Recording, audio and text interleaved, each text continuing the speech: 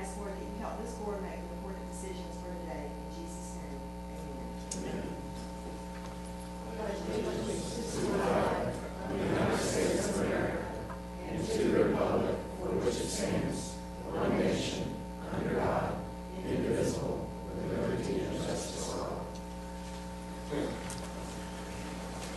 We now call the meeting to order. We're very glad to have Clay here this evening. So Clay, we always enjoy Clay. We're glad to have you here now. So thank you. We would consider any report call. Ryan? Tim? Gary? Kurt? Here. Jennifer? Here. Jim? Here. And Pam? Here. So everyone's here. Thank you all. Let's see. Are there any public comments on any agenda items? And we'll be talking. All right. We'll be talking about each item as we bring it forward, but if there's anybody that would like to speak now, raise your hand, please. Thank you. We're going to be deleting 16-1426. The gentleman decided not to come. So could we have a motion that we delete that item from the agenda? So moved. Okay, second? Second. Okay, all in favor, say aye. Aye. Any opposed? Okay, so we have deleted that item. Okay, we now have approval of the minutes. Have you had a chance to look at those? Could I have a motion? Okay, thank you, Jim. Second? Second. Okay, all in favor, say aye. Aye. Any opposed? Thank you. Y'all make it so easy. Financial report, Melissa? No, you're not Melissa. No, ma'am. No, ma'am. Thank you. Good morning, board. And yes, my mic's on. That was she wanted me to remind everybody to unmute your mic. She had everybody's mic muted. The update on the financials. This is as of August 30th. Most of our categories are spent up to the 70 percentile, so we've still got another month to come in. On them, some of the objects on there, as far as with rollover, larger projects will be rolled over into the next year, things that are permitted. Smaller projects will go into the reserve funding. Some of the items this year that we utilized some surplus funding to be able to cover were things such as the $100,000 cost share that we had for the broadband and the fiber optic for the county. And we utilized the $83,000 that we got from the water tower. And then so instead of dipping into reserves, we utilized that funding to pay for a portion of that $100,000 that we owed as a cost share. And then we utilized $17,000 from surplus that we had in video and production. So that was so we didn't have to dip into any reserves for that bigger project. Another item was some of the postage for mail-outs for the ordinances that we had to. So we utilized some surplus that we had in fuel and other items to cover that. Let's see, next slide. That's our reserve report. As far as it goes with the reserve account balance, right now we're standing at $58,629,870. That doesn't reflect the most recent land purchases. So once they come through next month, we'll have those reflected in there. Did you say it does not include It does this? not. Okay. No, not yet. No, ma'am.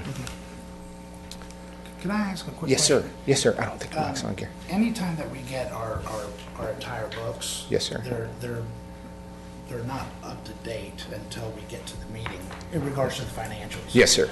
Instead of just wasting all that print and everything, is there a reason for that? That maybe we can put pending or something, or, because it just seems like we get it here. Right, you and we read it, always- You look at it and then it's dated change. with the next month. And I guess that changes so quickly that that's kind of what's happening. They give us kind of a bird's eye view, and then if it changes any, we get the most current.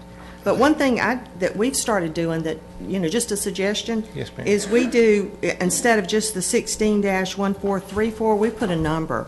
It makes it a lot easier, like we're looking at number 2 instead of we're looking at 16-1433. It's Gotcha. just, y'all can think about it and if you want to use that. But any other comment on why we get additional at the last minute? Was that your question? Basically, yeah, because it's, We do that at the BCC too. It drives me crazy. Yeah, okay. But I think it's because information comes so quickly. They want us to have the most current. Okay. And but I know staff does a wonderful job in trying to get us Oh. But thank you for that question. It's a good question. Yes, ma'am. Yes, sir. And if we can do something, I'll look at it over this next couple of weeks and look at something that we might be able to streamline it, because we get the data so late, right before the meeting, so the updated information, we just want you guys to have the most current ones. But if we can email it out or something by then and say we'll have the updated information, on hand copied for you at the meeting, we can do something like that if you'd like to see it that way. The TDC financials for the month, the TDT was down. We were at 6.49% down. It's $2,105,083 that compared to the $2,251,160 from last year. I've talked to a few bed tax collectors, and also with me being at the parks before, looking at that trend, we started seeing that a lot of schools were going back to school early in the year, and fall breaks were happening, because I know last week, this week, were fall breaks in Tennessee and Atlanta, and we got another next week as well to come as well with fall breaks. So we started to see the trend as well at the parks. So a lot of folks that I've talked to believe that could have been part of the effect, but they believe that September, October will be a good pickup month for visitation. Let's see. But overall for the year, we're at 9.02% up, so we're only a very small amount, of less than $200,000 away from meeting our tying last year. So we believe that we're already 101% off our prediction, so as of last month. So it looks like our numbers are increasing. All right. And barring any other questions, that's all I have for the financials. Or do you have any other questions? How about the audience? Do you have any questions on the budget? Can I make a point? Even though the number is minus, or we're 6%, 6.5% less, we're still over $2 million. Yes, sir. So, I mean, we still have a pretty high trend there. And so, Yes, sir. good job either way. I mean, we're still keeping the numbers up. Yes, It just sir. doesn't look good with that 6.5%. Right, for yes, some sir. reason. Right. All right. Absolutely. But thanks. Thank you, sir. Thanks to the Thank team. you. Thank you for the good job you do. Okay. Could we have a motion to approve the financial report? Motion to approve. I'll second that Second. motion. All in favor, say aye. Aye. Any opposed? Thank you. Okay, under new business, request TDC recommendation to the VCC to approve the FY18 sponsorship grant media plan. Good morning. For the record, Pamela Watkins, Director of Sales. In your package, you have a document entitled Event Grant Media. As you know, the TDC helps sponsor events in South Walton as well as North Walton. For FY17, our budget for that is $525,000. This program has been in place for several years. It started back in about 2004 of $75,000 and has increased over the years, and now we're at $500,000. And we are proposing, this is an example of a proposal on how to better execute these funds more efficiently. Currently, we provide the funds to the event people to do their marketing. This year we have 33 events. That includes South Walton and North Walton. What we're wanting to do in 2018 is to bring this program back in-house. We've done this in the past where we actually place the media, and it makes it a lot more efficient, and it gains us more bang for our buck. And I've asked Kate London, who is our media buyer with Zender, to here today. She has been on our program for about 4 years, and she's going to explain the pluses on bringing this program back in-house. And I'll let her speak. Hello. So I handle the media planning and buying on behalf of the TDC, and part of this event grant media promotion, we currently do some with radio advertising in regional markets and with Pandora and online banner advertising. But with this event grant media, we would be able to leverage our media plans even more so that they're more integrated and cohesive and support one another versus having these funds distributed to each of the events themselves. Part of this would be included in the agency of record handling this would be the development and trafficking of the creative pieces. So we would actually handle the creative and make sure it's on brand with what our current efforts are doing. And then also, just as our processes include generation of insertion orders, distribution of those, collection of invoices, proof of performance to ensure everything ran correctly. Any digital media placements would be placed and monitored and optimized to ensure best performing metrics across the board on an ongoing basis. And then detailed management of all of the billing in line with our current requirements, which, as mentioned before, would include proof of performance, backup sheets like screenshots, print tear sheets, interactive stats, etc. So that just sums it up in terms of some of the benefits of why it would be beneficial for us to handle. But we also understand the target geographies for the destination. We know our audiences. We know how to best reach them. And we also know how to leverage our relationships with the media partners, both regionally, nationally, to acquire added value. These include bonus placements, bonus impressions, e-newsletters, social media promotion, advertorials, editorial, etc. Currently, we're at 65% of our paid media is added value. So that, again, would help leverage our current buys to ensure we're getting the most cost efficiencies and exposure for the best cost. Do you, can you show next time possibly, unless it's not approved, but how those dollars are allocated? Because like social media is obviously the biggest, and radio media might not be as big, and then it can you show what is more measurable, what can be gauged best? Yeah, definitely. In terms of media in general, interactive media is the most trackable, so that would include social media, any digital placements, Pandora, streaming, online, video and audio ads, as well as banner advertising is included in digital. So digital just across the board is the most trackable in terms of ROI. Print, I don't know, we don't currently promote the signature events with print, but that's not to say with these funds we wouldn't. So this is for next fiscal year. So do you you'd want to see a plan for next fiscal year, or you want to see what we're currently doing? It would be just neat to see how the funds are allocated, because then you can kind of target and go, okay, well. Definitely. Because listen, I'm getting old, so that type of media, initial media or interactive, you said? Digital and interactive, Are they yeah. the same thing? Yeah. Okay, same. Yeah. I don't know. Yeah. But it would just be helpful to see how you allocate them, and what gets measured gets done, and that way you can decide, okay, well, this might not be the best way to go, or this could be beneficial. Right.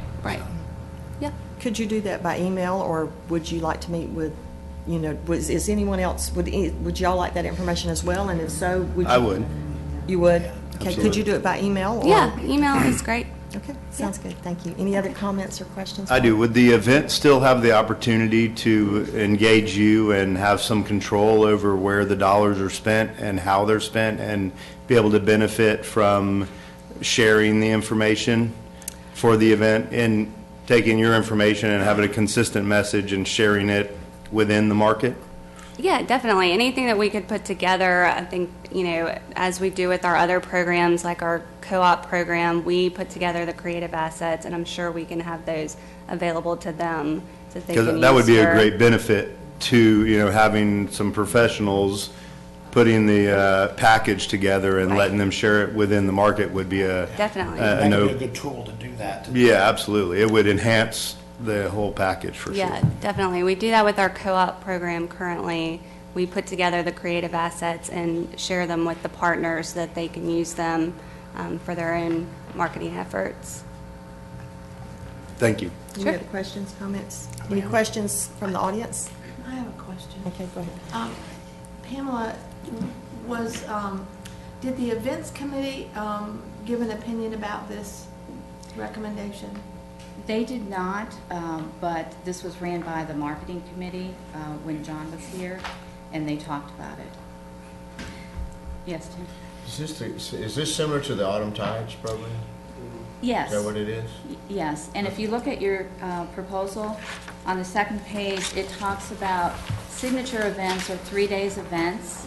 So whatever dollars are in the budget for this program, 60% of that would go to promoting the signature events.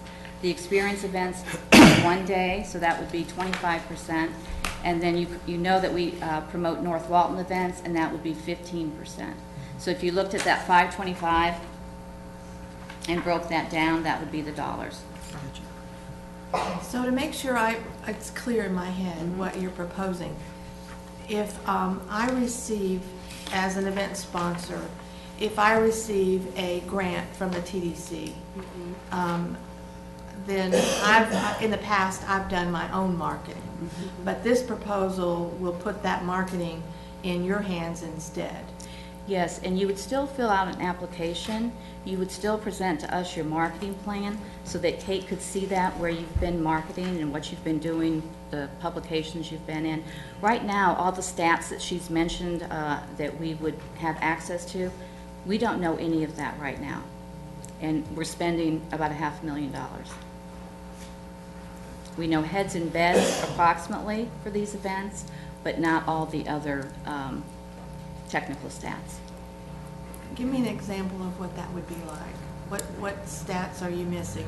So, for instance, if there's any digital media being placed, which is online, banner ads, social media, we provide on a monthly basis interactive stats, and those are impressions, clicks, click-through rates, how many people are clicking on those ads. For print media, we provide the print tear sheets. We actually go through each publication and write down which pages they are on, and we sign off on it and have a very strict verification process for that. Those are just two examples, but any type of media placement we have backup for, and it's provided whenever we process them. I'm generally not in favor of someone else representing our brand. And that's why I'm asking these questions, because, a signature event has its own brand in the marketplace. Seeing Red Wine Festival, 26 years, has its own brand in the marketplace. A lot of the other brands. And the new events are starting their own brand. So I'm sensitive to that, and I'm not sure. I understand that, but for brand consistency in putting our logo, a lot of the events have their event coordinators, and they know how to do graphics, they know how to do ads, but a lot of them do not. And so to have brand consistency when we put our logo on something is very important. So that's one of the motivations behind this this thought process, is to protect the TDC brand. It is. Okay. It is.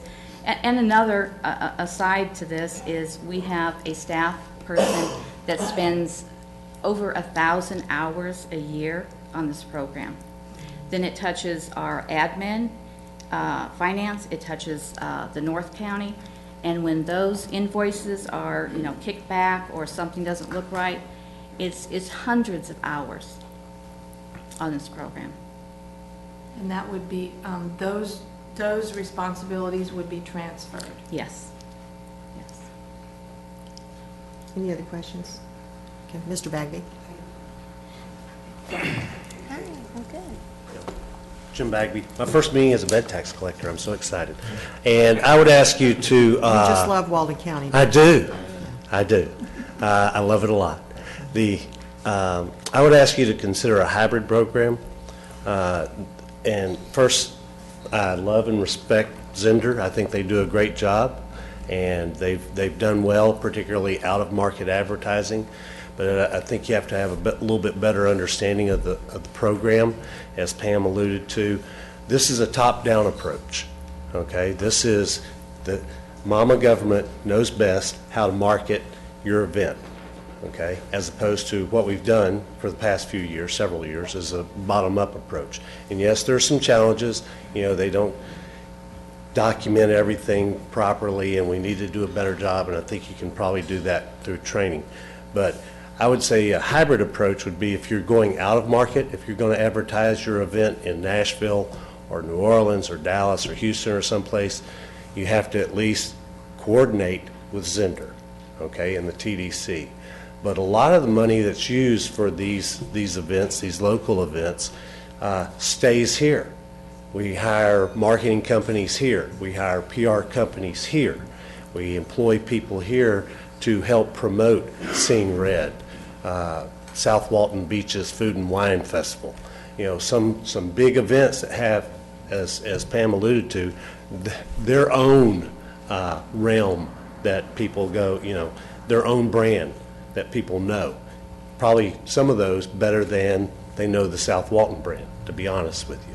So I think part of the thought process the last few years has been to use some of these bigger things to help lift up the South Walton identity, because, you know, we had, what was it, 3% unaided awareness of beaches of South Walton, and that's why we got rid of that after 20 years and then kind of did this journey.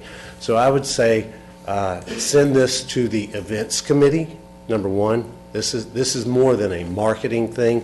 This is, you're talking about people's jobs in this county. You're talking about people who have invested a lot more than 1,000 hours in some of these events. I mean, some of these bigger events, there's, with all the volunteers, there's hundreds of thousands of hours that locals put into it. And have the events committee bring it back to you, to the TDC, to do some kind of hybrid approach where we leverage the expertise that Zender has in doing out-of-market marketing, and you leverage some of the strengths that these smaller entities have of doing regional marketing. And some of the money, I guess it still can go to T-shirt or programs or whatever, publication of that. That shouldn't go through Zender. You know, if it's being produced, if it's the program for the event, and I don't know if we still allow that, I assume we allow some certain percentage, but that ought to stay here. So I just don't think the big government top-down approach works best in everything, particularly when you're talking about some significant brands in this community. Thank you. Thank you, Jim. Any other comments from the audience? Okay. Would y'all like to make any other comments, Pam? Yes. One of the requirements for the events is that they do market out of market. That's the only place they can market their event. Are there any other in-market expenses that are acceptable or covered?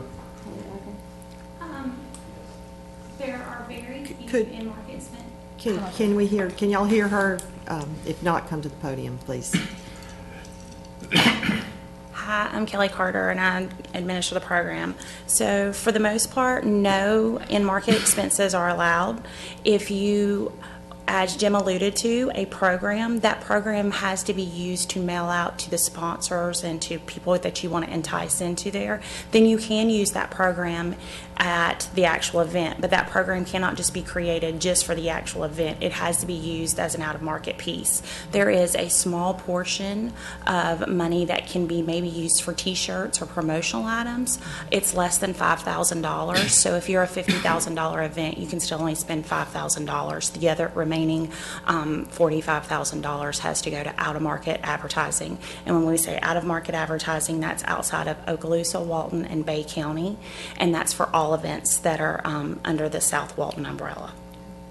Any other questions? So over time, I know that as a member of the events committee, we have we've adjusted the rules a bit so that the more mature events, like the example I gave, the Seeing Red Wine Festival, it has its own legs, it has its own brand, and doesn't need as much help as a brand new event would have. So I think the way that that the events committee evaluates events for grant money is based on one factor of, is this a new event or is this a mature event? So if you're thinking that that's the goal, and I don't know, I'd like for you to verify for me that that is the goal of the grant program, is to assist those new events as they arise and promote the area, then it makes sense for someone else to assist them in their marketing. Am I on the right track here? Is You that what are. you're- You are, and that is our goal. And you would be deemed a signature event or an experience event, and then your funds would be accordingly. Any other questions?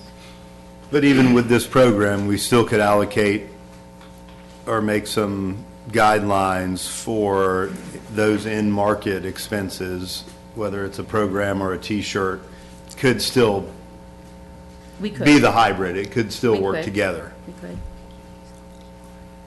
Right. You can't use it on PR. You can't use it to With pay- T-shirts. You can't use it to pay your advertising agency to create the ads. You can't use it to pay your PR person to write press releases or put them on the wire or anything like that. just for that ad. It's advertising total. So under this, would there be a certain amount of money that it would cost for the event to have the production done? The agency fee, yes. So there'd be an Yes. agency fee to the event That's the 12%. that would have to be paid out of pocket from the event. No, it's no, part it of would come out of those funds. Say it was 500,000. Their fee would come out of that, Okay. that dollar. So it would actually save the event some money. Yeah, it would cover creative production. It would things cover- like that. Yeah, I think the way I read it is, you said that 12% comes out of that amount. yes. But then you get what's called The added value. Added value. Yes. Right, Maybe a it outweighs it. 65% or something like that. Yeah. So that's what I read. I'm not on the advertising committee, so I really. And all the information on the back end you're going to get, all the stats. I would really like to make a motion that the events committee review this proposal before we consider it further. Because I think the committee is made up of individuals who understand the events. They've had a part in rating and ranking the events for the grant money. And I think it's equally as important as marketing review. We have a motion, do we have a second? I'll second Okay, have a motion second. All in favor, say Yeah. aye. One question real quick Okay, while go we're on. Who's on that committee on this board? Pam, Okay, all right. Just want to make okay? sure. Could we get notice of that meeting? Could this board You get can't- notice of it'll- that meeting so we could attend? Yes, it'll be November 8th, and we will notice that. Any other questions, comments before we take a vote? All in favor? Aye. Any opposed? Like Okay. sign. Thank you. Thank you. Okay, next we have the TDC to fund right-of-way maintenance for gateways on Highway 98. Who's going to speak to this?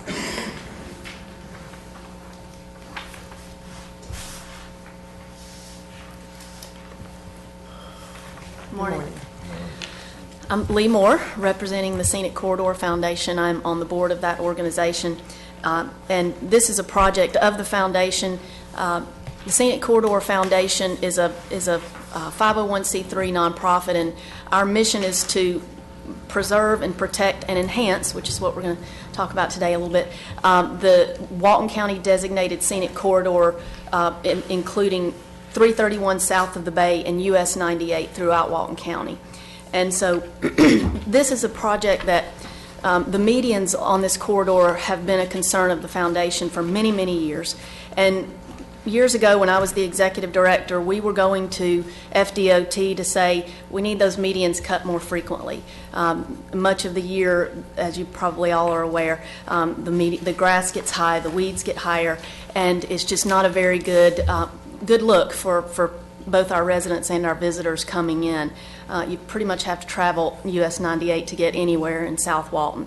And so we worked with FDOT for a long time. Finally, we got back the answer that they have a budget for maintenance for District 3, and that's all they have. And so they did as much as they could with what they had to work with. But what they also told us was that at times local jurisdictions will take over the maintenance of the medians. And so we started to pursue that as a potential solution. And that's why we're here today. And so this project calls for Walton County to take on the funding of the maintenance of these medians. It would be the center medians and then the rights-of-way, both on the north and south sides of 98, goes about 40 feet from the curb on both sides. And it would go from Sandestin Lane to 395, and then from, let's say, Watersound Parkway to the Bay County line on 98. And 331 south of the bridge has already been taken care of in a separate project. So a couple of things about the geography is that Miramar Beach is intended to be included in this project, but with the widening project that's happening, we asked DOT, would you allow Walton County, or anyone else for that matter, to maintain those medians during that roadway construction? And they said no. And of course it makes sense. They'll be torn up, there'll be equipment out there, it'll be kind of a mess. So for the next 3 years, that roadway will be under construction, at least 3 years. And then after that, they have programmed to do a landscaping install project similar to the one that they are doing next year on 331 here south of the bay. And so there won't be a maintenance need from anyone other than FDOT for the next probably 6 to 7 years down there.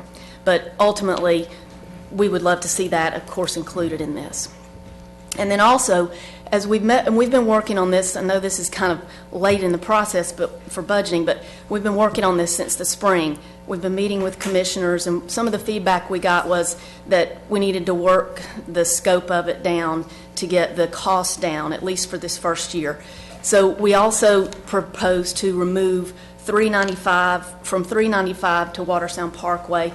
It's a lot of it state park. It's almost completely undeveloped through that stretch. So the thought is that that part would remain with DOT for now, and potentially permanently. We would hope just for now.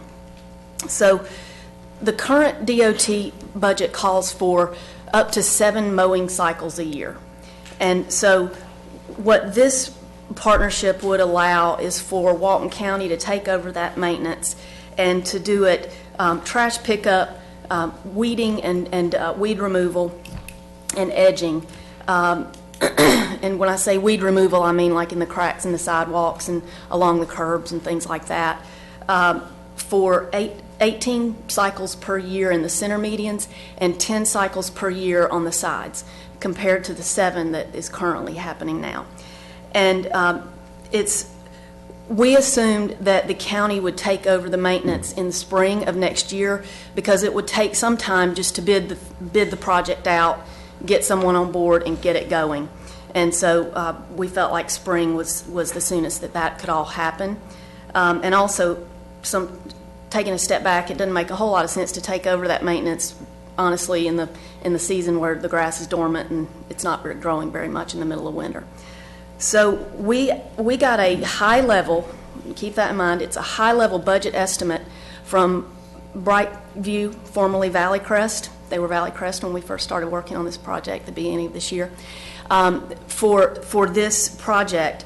And we said it doesn't need to look like a golf course, but we would like for it to look, good and presentable.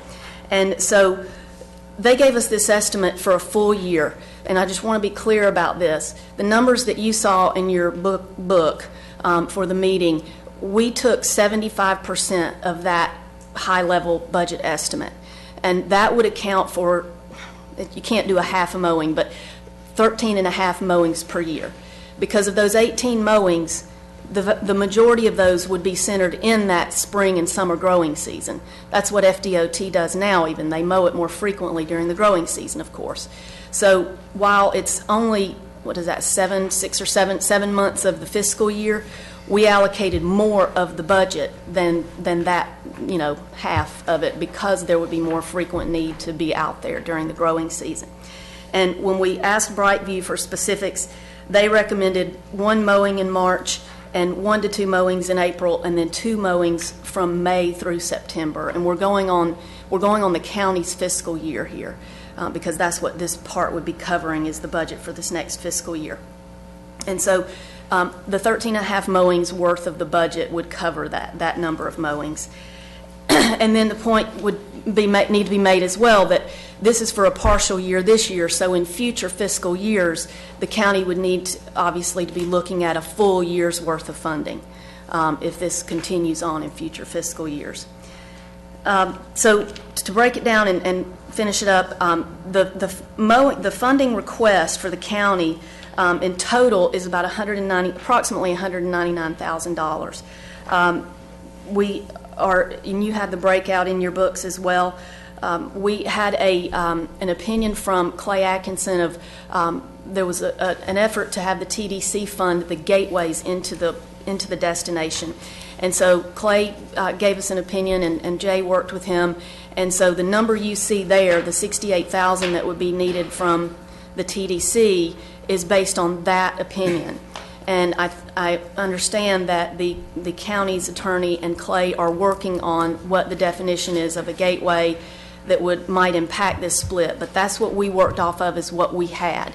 And so that $68,000 would be about 2.5 miles total on 98 on the approaches to 331 on either side, and then also a little over a mile from the Bay County line just past 30A, where 30A comes into it. And then the FDOT, when a local jurisdiction takes over the maintenance of a state roadway, the FDOT will contribute funding toward that project to the local jurisdiction in the amount that they are spending currently when they are doing it. And so we got, again, a high-level estimate from DOT of what their contribution would be. And in this scenario, for this number of months, it would be about $45,000 for the coming fiscal year. So this would mean that the BCC would be funding an additional, if this split remains the same, 7.1 miles in addition to it's about 2 miles, 1.9 miles they already fund from 30A West to Mac Bayou. And then the TDC would be taking on that 2.5 miles total.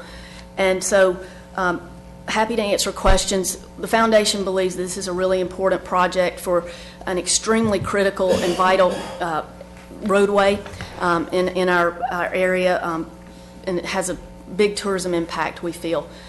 When you invite people to come you want it to look good, especially where they have to come in to get to you. And so we appreciate your consideration on this very much, and I'm happy to answer any questions. Why didn't it make the budget if it was, I mean, we're just saying, well, why present this now instead of presenting it several months back when the budget was worked on? Yeah, we actually started working on the county, the BCC side back in the spring, but this became a very complicated project. There are a lot of moving parts with the TDC versus the BCC. There has been an attempt to figure out what that funding split would be, and it's just taken a while for that to play out. And you know, we had the issue with the Miramar Beach, and then we had the process of trying to get the overall cost down. Part of it did make it into the county BCC budget for consideration toward the end of the process. And I've also been working with Jay on this for several months as well. And so we've just kind of been trying to make it all come together, and there were just a lot of moving parts. I mean, I think it's great. It's just, I just have a concern or wonder why some things that are important, and I do believe that it's like, well, why wasn't it budgeted or planned for now instead of taking I understand how complicated things get, and you'd like them to fit into a time cycle, but they don't always. But my question is, why are you going after money from the TDC? It would seem to me that the county this is the county's responsibility, and I'm not so sure that the purpose of the bed tax is to take care of the sides of the roadways. So I'd like to understand a little bit better the thinking behind asking the TDC for funds rather than the county for funds. Well, the county would be, funding the majority of it. based on how this decision that hasn't been made about what a gateway is. And really, when we started working with the county on it back in the spring, we just kind of said, this is an important project. We feel like it needs to be funded. How can it be done? And the TDC funds came up as a potential use because of the fact that some people think the entire stretch is a gateway into the destination, but at a minimum, there are gateways in certain areas that do actually are entryways in.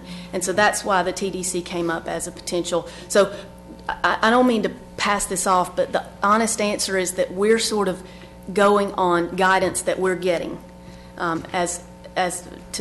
we're not determining where the funding is coming from. I don't. And the TDC helped fund the 38 at Easter side. Because that, I understand why, but. Yeah. But I think it's a trend that I'm uncomfortable with. It seems to be a trend, and I'm just cautious about us going too far in one direction. Well, I was going to say, I agree with Pam, but I also, it's just for trash mowing. It's not for annuals or signage or something that is a good gateway to me. If we're going to talk about TDC funding, it should be something that is an entrance to our area.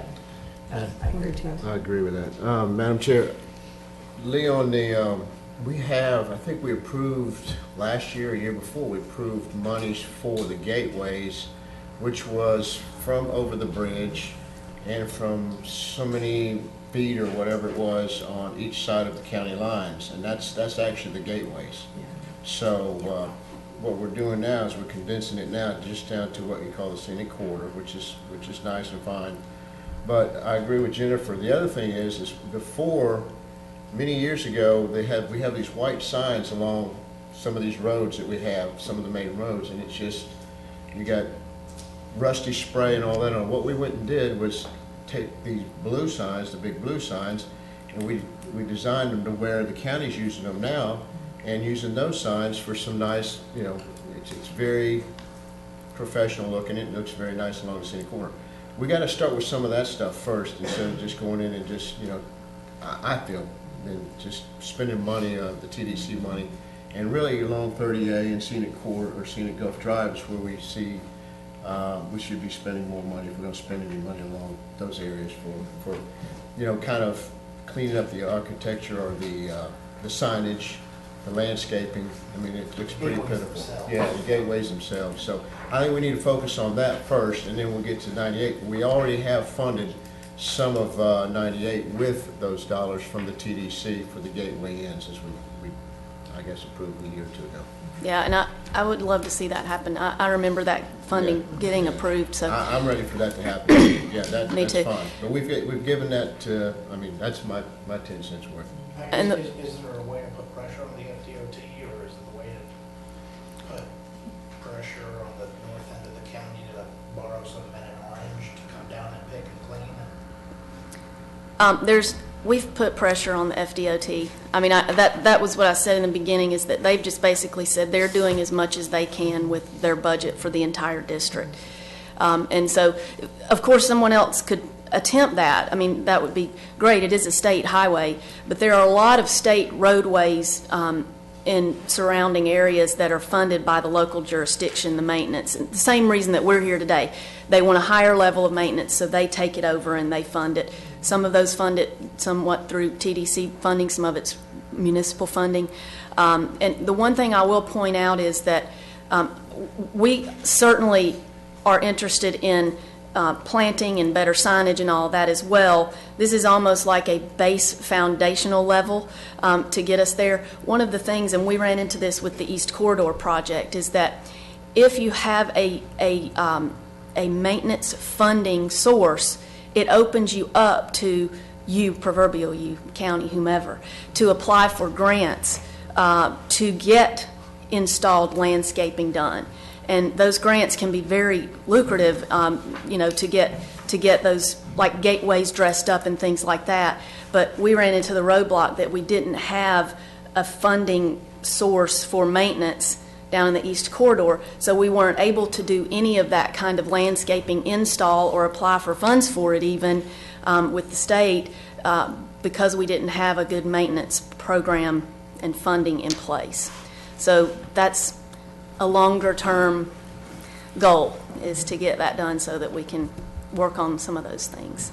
Just like the 331, install that's happening out here, we got a lot better of an end product because the county was willing and the TDC was willing to take on the maintenance of that after the install. I personally think it's a great use of TDC money. We bring people here and we have overgrown roadways. It doesn't make sense. We're rich. We should at least look a little bit like we're rich, not look cheesy. So I think it's appropriate that we spend the money to do this. I think it's a pittance compared to what the benefit is. Any other questions, comments? Any questions, comments from the audience? I have one comment. Has the BCC, please, has the BCC seen this? Are they on board with this? We have seen it, and we said that we would put it in the budget, earmark it, but that it would have to come back to us for a vote. We have 2 new commissioners coming on, and we're not going to, just blanket say that they would be on board with this.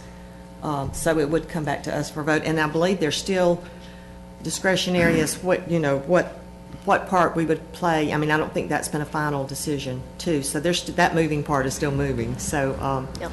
we would, we want to see this done. And I'm just speaking for myself now. We all want to see a lot of roads paved. 30A really needs resurfacing. So it's kind of like, you have to really, and I will weigh that at the time. I will see how much TDC and then how much the BCC could commit in light of all of our other needs. So, And I guess my final comment is that I see, and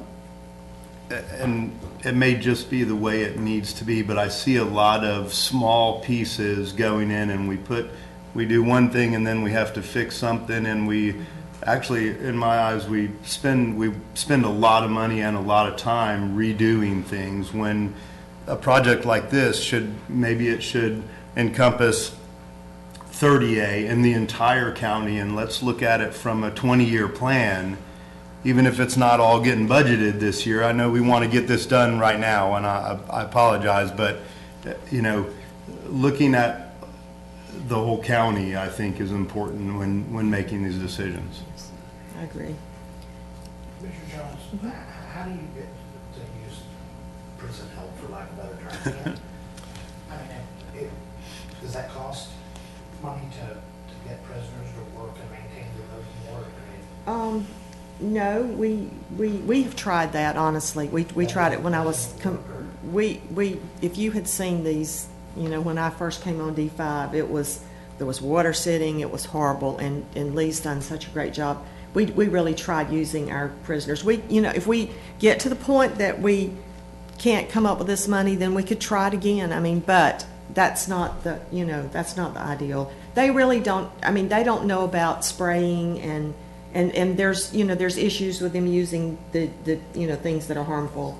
So there's a lot of issues. It's not to say that we can't do some of it, but the goal would be to try to get this. If it doesn't work, then we'll try something else. So one other thing, Commissioner, is the trash is a big issue. I'm seeing a lot more along the road. If anything, have them do that. yeah, now we can do that. We have some, I've never seen so much trash along our core there. The grass is okay, not such a big deal. I think it looks great, better mowed, but let me tell you, I've never seen so much trash. So if we could get some prisoners or whoever out there at least cleaning sections of the highway periodically during the month, that'd be excellent. Exactly. This is similar to me to when the county, I guess the TDC took over the maintenance of the areas along the pathway on 30A.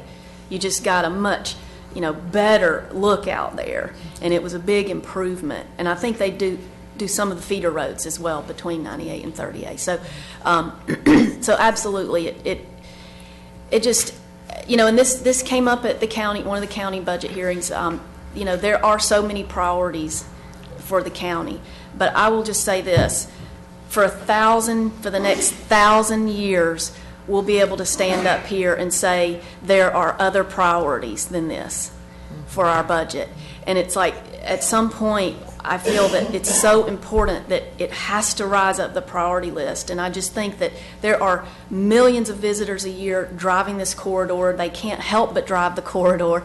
And then it's also an issue for our permanent residents and our second homeowners. We have amazing natural resources here. We have some amazing private development here. And I think, speaking to what Kurt said, I think our common spaces, our public spaces we should do the best we can to match up to that. So I think it's just a really important, critical thing. And I think once we saw it, we would be amazed at how much better it will be, especially as it starts to open us up for grant opportunities to do some great things in certain areas of the corridor. So that's my thoughts on that. Why don't I'd we like just- to make a motion, Tim, is that, kind of what Pam touched on Thursday, is run this back to our committee at the beach, restoration and everything we run, we're going to take a look at it, because I haven't seen this at our last meeting, and we can run back through that, and then we can come with a recommendation to our next TDC board meeting. Do you mean the Destination Improvement Committee? No, I'm talking about like beach restoration, that we do with the paths and everything else that we usually spend with Brian and everything. We spend most of our money through the TDC as far as taking care of all our bike paths and everything like that. And we take a look at it and then see if there's something that we think we can handle on that end. Is that the form of a motion? Yes, ma'am. Okay. Do I have a second to that? I'll second that. And what committees, what is that actually called? Is it? What's our official title? Our beach. It's actually beach maintenance and. Beach Maintenance Committee. Well, I mean, we take care of everything on bike paths and everything on 38, and kind of what Lee alluded to. Is that beach maintenance? Good morning, committee? Madam Chairman. Council members Brian Kellenberg, Director of Beach Operations. Brian, we actually took this to the Destination Improvement Committee meeting. Okay. We felt like it fell into that a little bit better since the bike pass and multi-use pass are up off the beach. Who's on that committee? Kurt's on that committee Okay. with us. He's the TDC member. And Lee and the Scenic Corridor Association brought it to us and moved it forward with a recommendation to bring it here. They did. Okay. Yes, sir. And just so you know, I did abstain from that conversation and that vote at the Destination Improvement Committee because I was so closely involved with the project. I didn't see that in the notes that it had gotten through that committee, so. So would you like to pull your motion pull my and, motion, yes, and ma'am. remake another motion? And who did the second? You did the second, so pull your second. Okay. All right, so what's the pleasure now? I make a motion that we approve what they're asking for. We have a motion. Do we have a second? I'll second that. Okay, do we have any other comments before we vote? I would just like to see that budget. That's, I understand that. My comment. I just like to see the budget. Yeah, I do too. I agree. I think we need to do the gateway that we agreed to at first and see how that is going to play out, and then whatever we need to do from that point on, then review the additional landscaping or whatever to combine with the current gateway. But I'd say come back in the next budget cycle and do it then instead of taking it and doing it now. That would be my comment. Good morning, Madam Chair, council members. Lee and I have been working on this for a while, and I'm not going to go into great detail. She already shared a lot of details with you. I will say, though, I have had conversations with TDC Council and with Walton County Council, and I'm trying to get them together so we can discuss this and see if it is something that we can do just the gateways, if we can go beyond the gateways, as in what the BCC is looking at.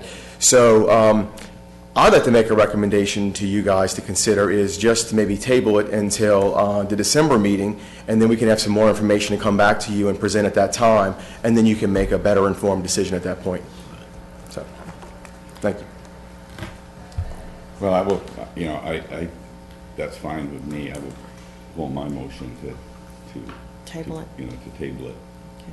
And either amend the motion to table it until the December meeting. Okay, and who did the second? Second. Okay, so we have a motion now to table it until the December meeting, and a second. All in favor? Aye. Any opposed? Thank you. Okay, next we have a discussion about Hurricane Hermine evacuation. Who's going to do that for us? hopefully we're not going to be evacuated for another one. Yeah, hopefully not. Just before I got here, when I did see the state of emergency for the entire state, Wow, so, which wasn't, didn't come up at the 7 o'clock or the 7:30 news. Right. I'm believing we're going to have a 4-lane all the way to Funiac and Bridge, so if the Hurricanes will listen, we'll get that done. Wait a little bit longer. Thank you. Anyway, I wanted to bring this forward. I had some conversations with some bed tax collectors after the evacuation order, and Gary and I actually spoke, I guess about 2 or 3 weeks ago, and Gary and I said maybe this might be something we just want to have an open conversation about on the evacuation order. I know in 3 conversations that I had with specific bed tax collectors, and I won't go into detail because I'm going to talk a little bit about their dollars they lost, and I don't want to specify who lost what, but collectively in the 3 bed tax collectors that I talked to, we were talking about $250,000 in revenue lost over Labor Day weekend, and that's just 3 bed tax collectors. So I thought it might just be worth a conversation here, just to kind of talk about processes and maybe a better way to evaluate that. Obviously, we want to be careful in how we interact with emergency management. I certainly do not want to tell Jeff Goldberg how to do his job, but maybe just a better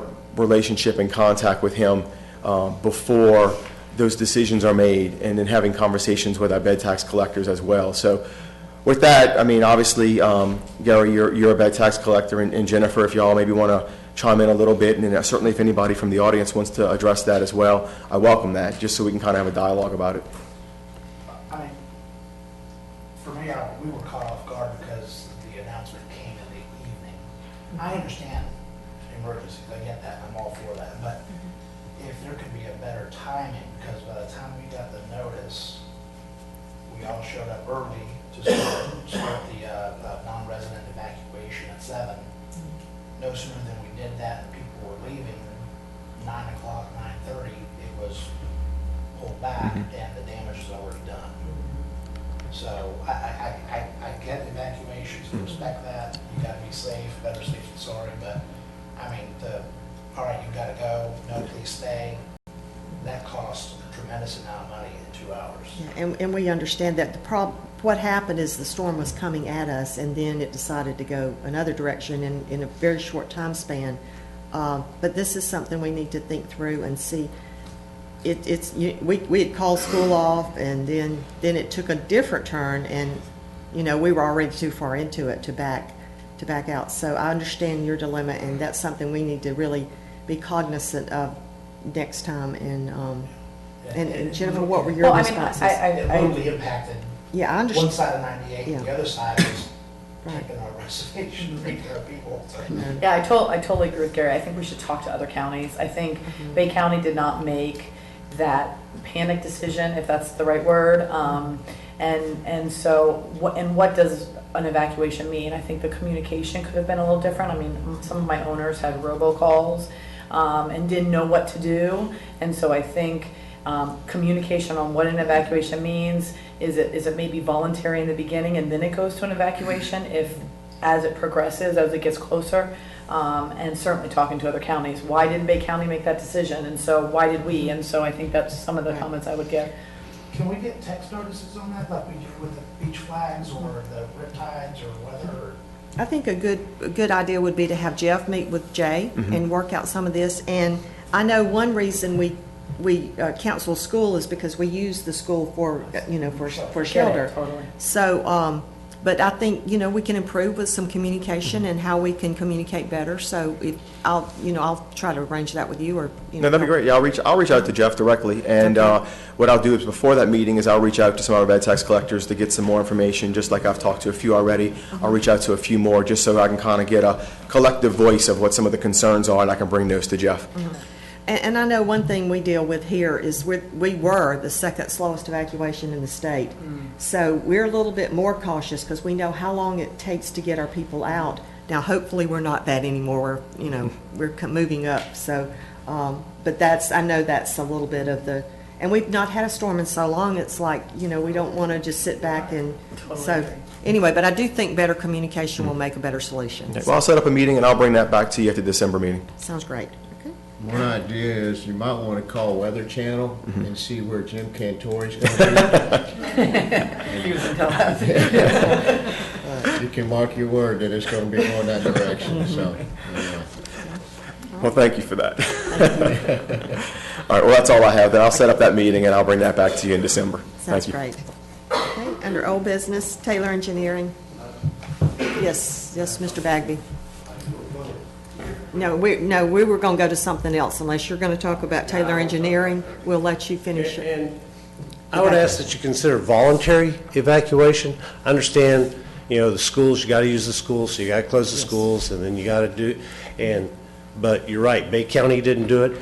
Every single hurricane model never came over here, okay? The cone of uncertainty, but if, when 120 models show you it's going east of Apalachicola, if you want to do a voluntary evacuation and get some of the people out of the way, the problem with bed tax collectors is most of us, I know we do, if it's a mandatory evacuation, then there goes the money. But if it's a voluntary evacuation, you're an adult, you can pull up the Weather Channel or you can pull up Weather Underground or whatever, and you can determine if you want to stay or go.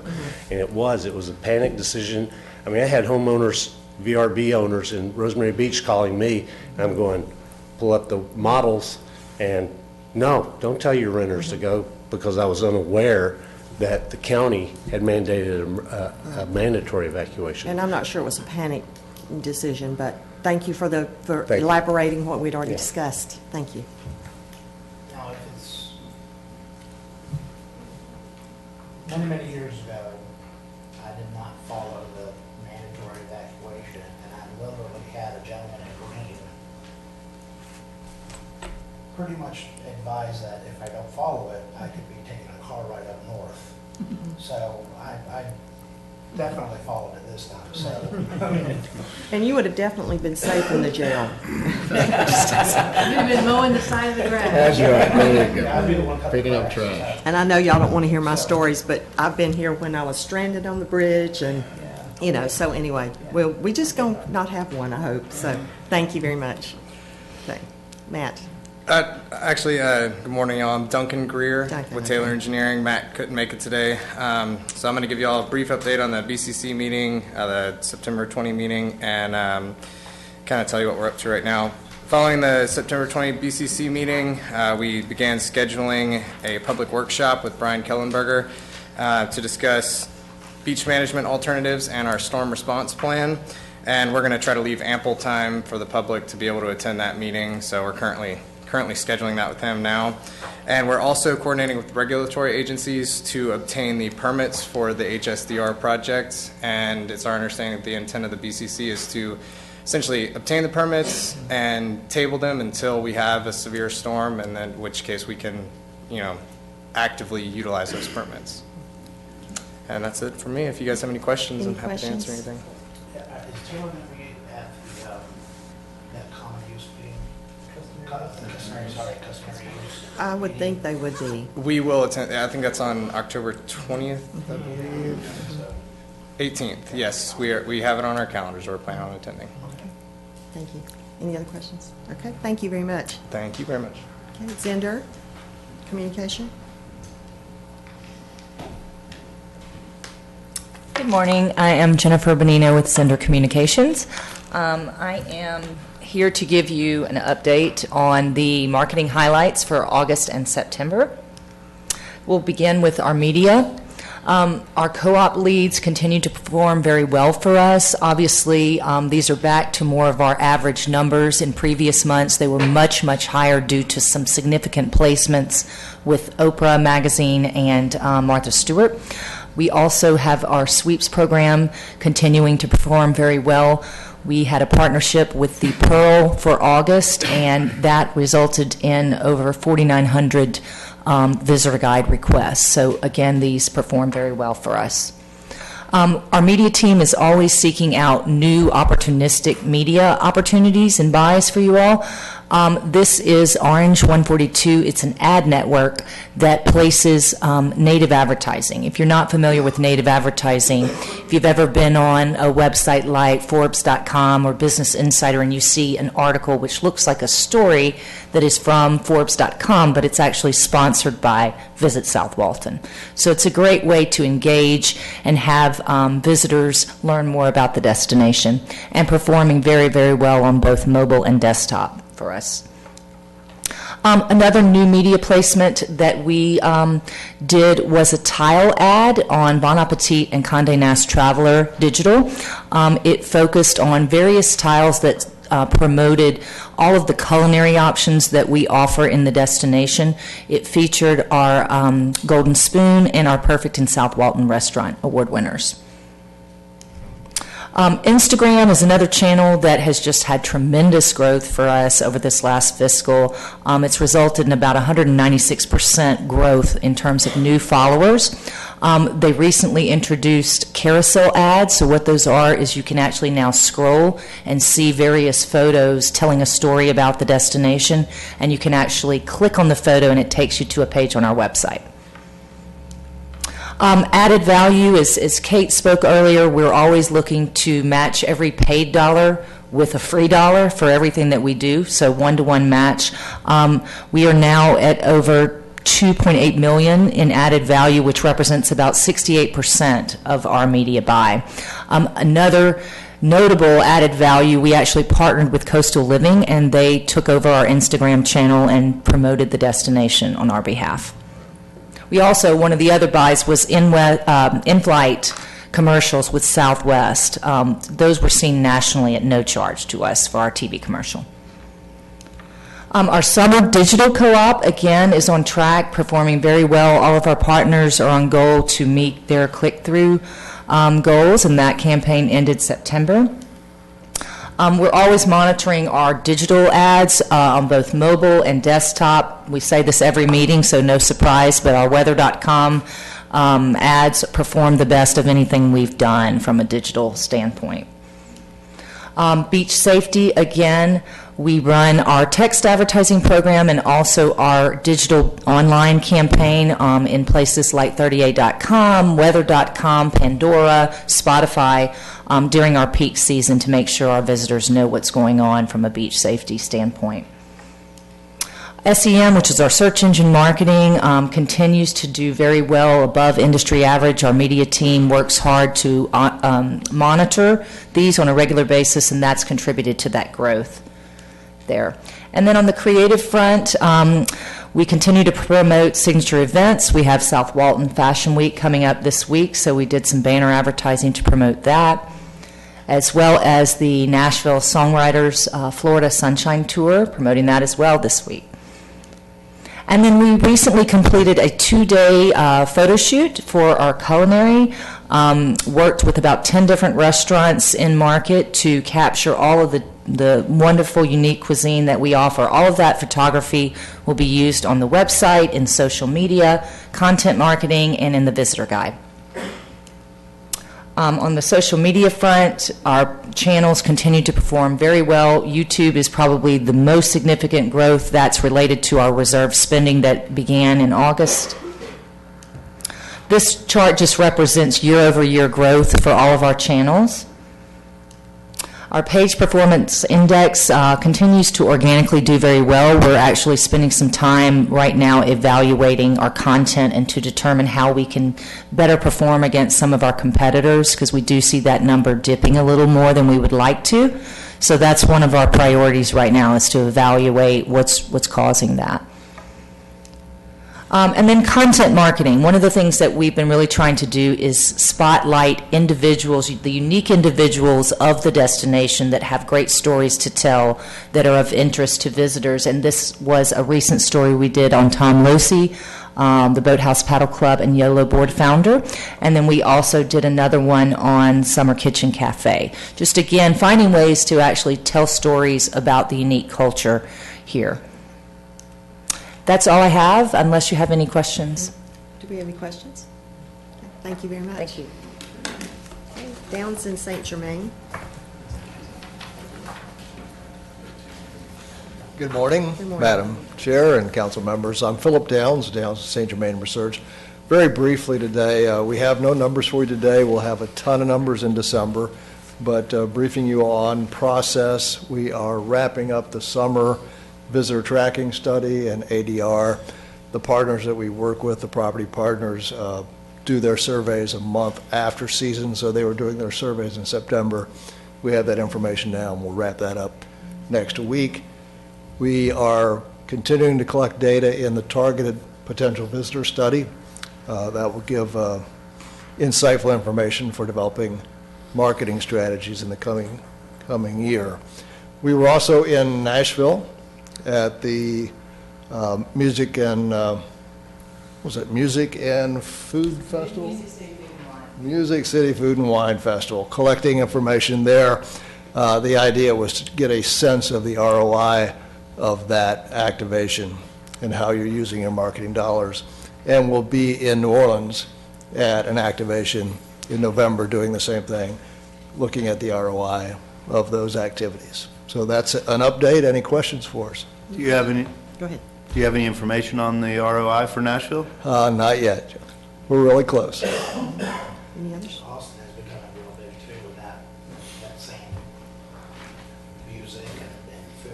Austin is becoming huge too, so you might want to look over to the west a little bit. Okay. Thank you. Thank you. Okay, director's updates.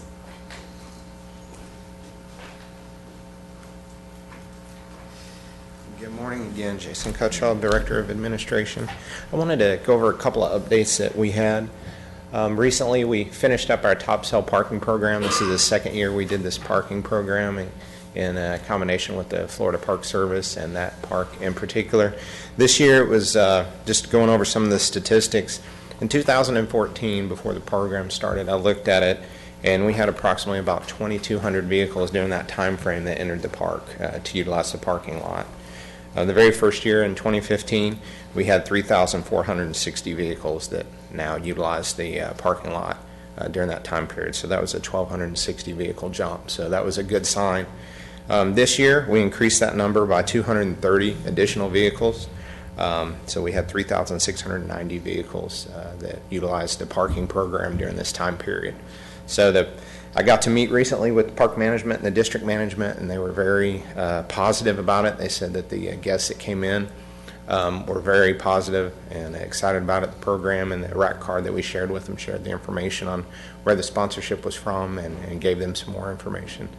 I also talked to them again about next year, so they're excited, and we're looking at some marketing things that we could do to even increase it more so if we did the project again next year. We did have a one-day program at Grayton Beach State Park that saw 123 vehicles entered in that one day on September 17th. And that day, I went and visited afterwards with management. They said it was very smooth, that the process was easy. That was also our Coastal Dune Lakes Day. I know the weather wasn't the best, but for 123 vehicles, they said that was more than they expected to have. So that Is was there any good. hopes of getting them on board with the same kind of thing we're doing at Topsail? Well, we're definitely looking into that. I've been talking with them, the district, and with Tallahassee about it.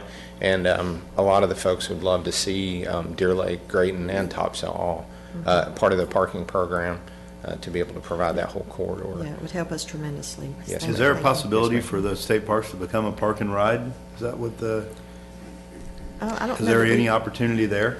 We haven't thought about that.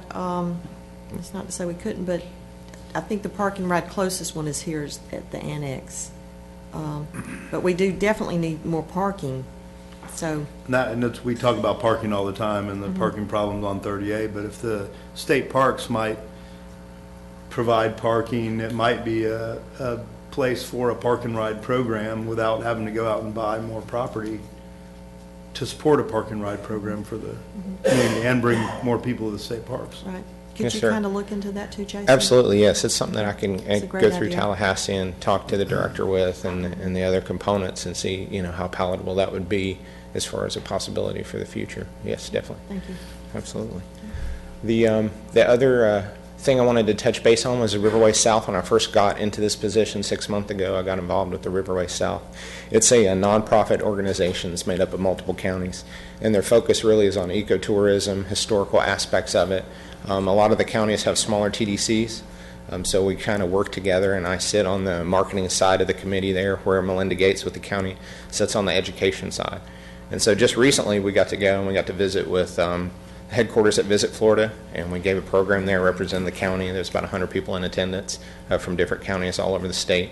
And so it was very receptive and very exciting. Got to learn some new things about the county, some historical aspects of it. One of the things we did receive too through Riverway South last year was a $20,000 grant. We utilized that grant to be able to provide some, to try to connect all the counties together. The goal is to go off this initiative of the I-10 corridor, getting people off the I-10 corridor to travel the US 90 route. So we set up a stakeholders meeting, got input from other folks. We did some small advertising and small publications to hit the historical, highlight some of the parks and trails and so forth. So it was good usage of the grant, and it was a successful project that we were involved with last year. And I think we got one more slide. FY17 budget highlights. These are the only things that changed from the last meeting as far as our budget goes. Approved a 4% COLA for employees earning less than $60,000 this year, and a 3% COLA for employees that earned over $60,000 per year, and that was approved on. And then we did earmark $130,000 into our budget for possible future landscaping projects, just to go ahead and make sure we had that assurance that we'd have some funding there. And that's it, barring any questions. Any questions, comments? Landscaping doesn't tie into anything with this form, does it? No, sir, not directly. That's just there. It'll have to go back in front of the board for any usage whatsoever out of that funding. Yes, sir. Okay, thank you, Jason. Thank you, guys. Who's next, Pam? For the record, Pamela Watkins, Director of Sales, Visitor Center. I want to clarify something I said earlier. The Events Committee actually takes place on November 10th, whereas the Marketing Committee will be November 8th. So November 8th and November 10th. Group sales, we had a lunch and learn on August 19th with all of our meeting salespeople at our meeting facilities, and laid out our plan for 2017 and exchanged ideas and updates. Connect Marketplace, this was in Grapevine, Texas in August. These are one-on-one appointments, and this is where we sponsored the breakfast, where we had time to show our video and introduce our partners and give away vacation packages. And it's really good doing that on the first day, because you get that exposure and showing that video. You know, Florida's a big state, and they can see exactly where we're located. Wine, Women, and Shoes, this was in Atlanta. This is our first time to Atlanta. As you know, we've done Houston, we've done Dallas, we've done Nashville, so it was great to be in Atlanta. The women had a great time, and it's good to be back there in front of them. Upcoming sales missions, Alicia right now is in Huntsville at small market meetings, probably sitting with a meeting planner right now, having her one-on-one appointments. Then we travel to Franklin Wine Festival. We've done this several different years, and we didn't do it last year, and we're going to start doing it every other year. And then Connect Florida. This is the first inaugural meeting for this particular show. Meeting planners and suppliers. These are meeting planners from the state of Florida. And then a couple weeks ago, with Zender, we did a weddings a weddings shoot. We are in desperate need of a new print ad to put in our wedding publications. And we had a great model for this. We had Hannah, who's our graphics designer, and her husband were our models. If you can go back to that print ad.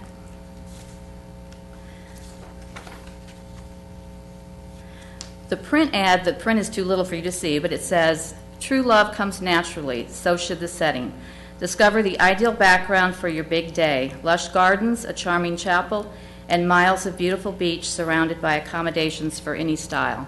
So that is a two-page spread, and then we also have one for a single page. And on that same day, we did a lifestyle video for weddings that will go on our weddings site on our website, and I'd like to show that to you.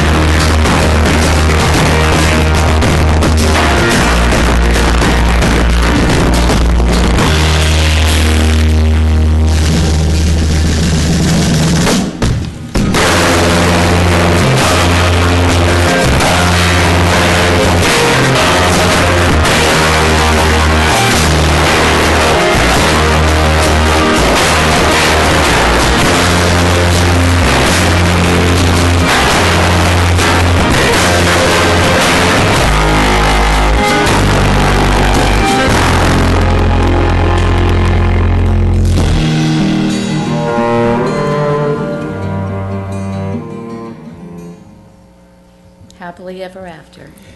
We've never had a weddings video, so we're really excited about this, and Zender did an excellent job, and Hannah and her husband were gracious enough to consent to do this, so we appreciate that. Moving on to the Visitor Center.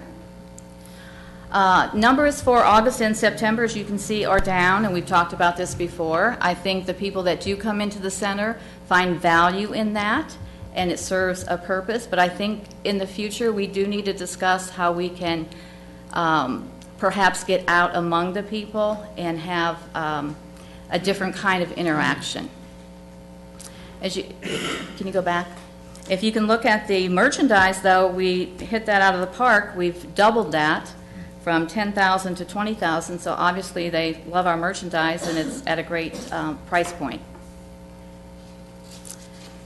We had two really good TripAdvisor accolades, and again, these folks said what I've been saying. There is value in the center. They got more than what they came in there for. The staff is friendly and outgoing, and they leave with what they need. We have two new employees in the Visitor Center. On the left is Christy Gibson. She's our Visitor Service Supervisor, and Christy actually worked for us back in 1999 and 2000. She was our PR manager and did an excellent job, and she's back now, and we are so happy. Joyce is our part-time person on weekends, assisting our full-time staff on the weekends. So we welcome both Christy and Joyce. Next, moving on to the marketing and communications update. This was, as you know, we did an activation in Houston at the Cynthia Woods Mitchell Pavilion. This was for the children's series, so we were there several times interacting with the attendees of this event. On November 12th, we will actually give away this stand-up paddleboard and a YOLO bike for the people that registered and that came to our booth. As mentioned, the Music City Food and Wine, this is the team that went to that a couple weeks ago. The Visit South Walton team and the Zender team and research, and then we had our chefs and 30A. So it was a great event. There was a lot of interaction with the Nashville folks, lots of delicious food and wine and music. Was that the Cube? Yes, they took the experience booth, yes. Mm-hmm. And upcoming activations is the Cattle Barons Ball. This will be the third time that we will be in Dallas for this, and probably the last time for a while. And then Boudin Bourbon and Beer in New Orleans. This is with the Emerald Lagasse Foundation. This will be our first time in this arena, and again, we're taking chefs with us there, and they will be creating delicious dishes. And Emerald's Florida, Emerald came and we did some scouting and taping at the different restaurants. He actually went to Mary Hong's studio and created a work of art for his wife, and did segments with these chefs. CNN, we coordinated with the CNN crew to produce a South Walton segment on the Morning Express with Robin Meade. And it's a really cute segment, so we want to share that with you also.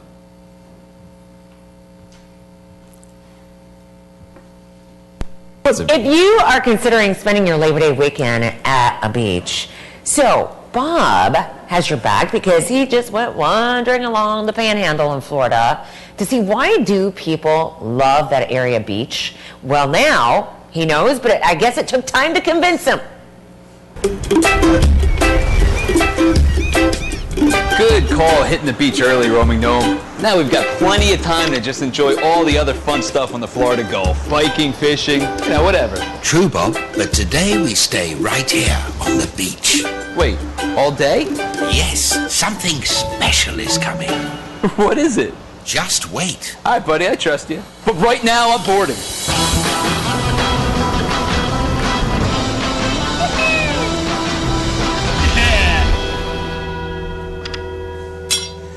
Of course, you're a ringer. All right, let's go hit the food trucks over at Seaside. Not yet. We must wait. Well, first you have to tell me what we're waiting for. It's coming, I promise. check it out. Giant Stadium, 1986, and I got my whole team in there. What are you making? A sea turtle. That's cute. I know Florida has sharks, but maybe they don't have teeth. Bob, look. It's here at last. Wow, it's beautiful. I told you it would be worth waiting for. Well, I guess the sun has set on summer. It's always summer somewhere, Bob. You just have to keep on wondering. I gotta tell you, that beach down there off. So they think we're wonderful, so that's great.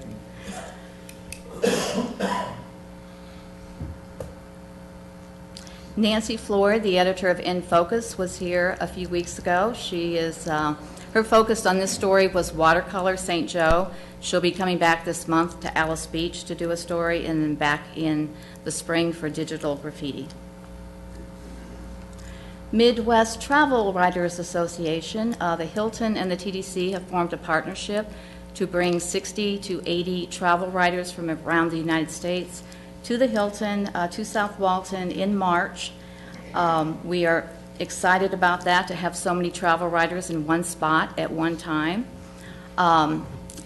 In order to accomplish this, one of the things that the MTWA wanted was a microsite within the Visit South Walton website, and we've never done that before. But again, thanks to Hannah and Gayla, their expertise, they were able to make that microsite where the writers will come in and register on our site for the conference. So we appreciate that.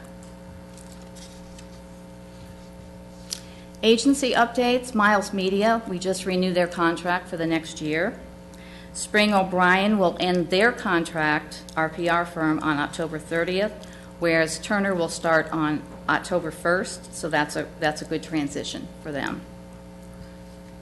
Beach Safety Text Program, we have a new number which was effective September 20th, 31279, and that gets your beach safety flag system every day. We encourage staff to be involved in the community. Kelly Carter is once again on the Florida Public Relations Association board, and Gail has been with us since January, and she's now with the South Walton Community Council Board, the Scenic Corridor, and the Choctawhatchee Basin Alliance. So we thank them for their service on that. Continuing education and training, Gayla and Josh Irvin will be the class of 2017 on Leadership Walton, and Alicia in the sales department will be doing the Build Mentorship Program. Open staff positions, the Director of Marketing position will close on Friday, and once we have those applications, we'll take a look at those. And then probably by week's end, the Director of Communications and the Communications Coordinator position will be posted. And I just want to end by saying that the TDC annual meeting is next Tuesday, so I hope to see all of you there. If you have an RSVP, just let us know. Any questions? Any questions for Pam? Thank you. Thank you for your hard work. Okay, thank you. Okay. Brian? Good morning, Madam Chair, council members. I'm Brian Kellenberger, Director of Beach Operations. Appreciate your time this morning. Some quick updates. We're going to change things around just a little bit this time. Usually I give you the garbage and code enforcement stats at the end, but I'm going to do it at the beginning this morning. So, starting off with garbage. August daily trash collections. First of the month, we were averaging about 2,600 bags a week. Towards the end of the month, we were tapered down to about 1,400 bags a week. Typical of that month. Looks like visitors left a little early this year, started school possibly. Next slide is our year over year for August. As you can see, we were down slightly from last year. September started off, that's Labor Day holiday there, the first couple of days, and then tapered off to about 1,200 bags a week, which is typical for that. Once again, down slightly for year over year with garbage collection. This garbage collection is average of bags we pull in on the trucks. We take a number of trucks, and then we've averaged the bags it'll hold, and so it's a pretty close approximation. Not exact. This is our leave no trace statistics. August, as you can see, we had a spike at the first, kind of leveled off during the rest of the month, around 100 items per day, a little less than that in some cases. This is all the items we collect off the beach equipment. We do it in the dead of night, typically from 10 p.m. to a little bit before sunrise.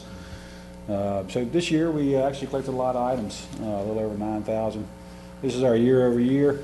We changed our time period of collection this year. The previous year, we did it from about 2 a.m. or 2 a.m., about 4 hours during the early morning. This year, we realized we had to ramp up our efforts because we weren't getting the whole beach every night.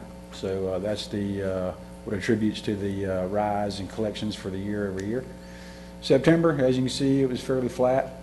Towards the end of the month, we weren't collecting a whole lot, very few items. We pulled back on the hours and let that guy move into helping with cleaning and maintenance.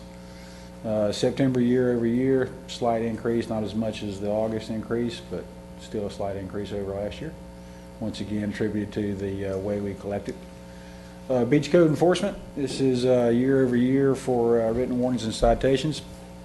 About the same comparison, a few more this year during the month of August.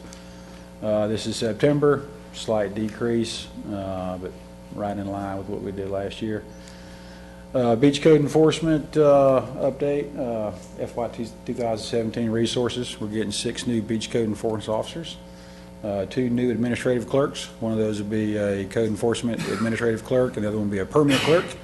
We're working to take over the beach-related permitting application process, so that'll be all beach vendor permits as well as beach-related special event permits. Bonfire permit application process will stay with the South Walton Fire District. We have a good relationship with them of sharing information, so we didn't feel the need to bring that under our roof. Getting 4 new trucks to aid the 6 new officers and 2 new all-terrain vehicles. So the idea is bigger presence on the beach.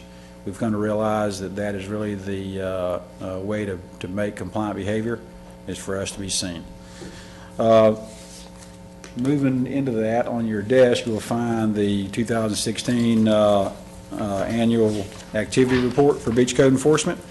I'd like to just go through, kind of briefly hit the high points, but this is our annual report of all our activity. Gives narratives and summaries, some graphs and charts of all the efforts we put forth. And then the back pages are some recommendations that we hand out every year for consideration by the BCC to make some changes that will help us regulate and enforce the code a little better. So the first page is a narrative. The next couple of pages is our actual monthly activity report. Down at the bottom is the total numbers. As you go across, you'll see it's separated by category. Each one of these categories is a portion of Chapter 22 that we regulate and enforce. And then it's broken down at the disposition of that contact. So, like I say, a high view of it, we had about 3,800 contacts last year.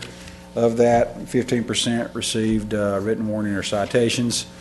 The rest were either verbal warnings and or they were compliant behavior. As you know, a lot of our contacts are just checking to make sure people are doing what they're supposed to be doing. Dogs and bonfires fall in that category. There's several ways you can be non-compliant with the dog. And then, of course, we check almost all the bonfires that are permitted to make sure that they're operating within their permit, as well as the special event permits. So you'll notice that is down from last year. The reason is we reclassified what we call a contact. Previous year, pretty much any time we talked with somebody, we called it a contact.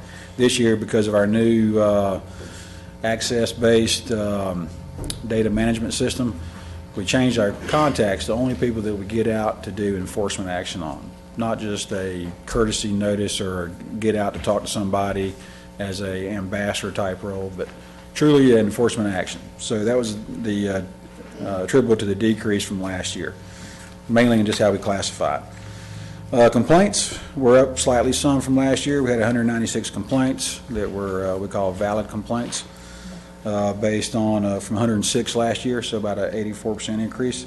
Most of this increase is due to general public related complaints, and most of that is attributed to the change in the ordinance that concerned signs, posts, ropes, and fences that was adopted in July. So as you see on that graph, the pink bar out to the right, pretty tall. As soon as that ordinance was revised and adopted, we started getting a lot of complaints. We'd actually received some complaints before that, But as you know, towards the end of the year, or really during all year, the post ropes and fences became a big issue on our beaches. Brian, could we do that a little larger or do it horizontal across the, and then make the print, I mean, even with my glasses, can y'all read it? Yes, ma'am, I can do that. I can change this graph to make it a little bit Okay, easier to thank you. read. Or I could bring a magnifying glass. Yes, ma'am, I agreed. It is kind of small. It's a lot of information to try to contain on It 8.5 is, by I know. 11. Yeah, Maybe we need to consider 11 by 17 format. Maybe. I do a lot of stuff in 11 by 17 because, I got, Thank arms you. aren't long enough either. Thanks. A breakdown of the complaints, about 50% of them were related to vendors, and that really wasn't up too much from last year, about 17% from last year. Like I say, the bulk of the increase was attributed to really public related complaints. So, moving on. This is our complaint log. You can look down it. As you can see, it's got the info and the basic general notes on it. Once again, we implemented our new system last year. We started it in October, using it as our primary way of collecting data and then, of course, reporting on data. We were suffering some difficulties on reporting, but we got most of that ironed out, so we look like FY 2017 will be running on at full speed and be able to do real-time reporting. As you move through that, the next one is our beach code enforcement vendor list. Compared to last year, this year we had 167 permits over 60 vendors.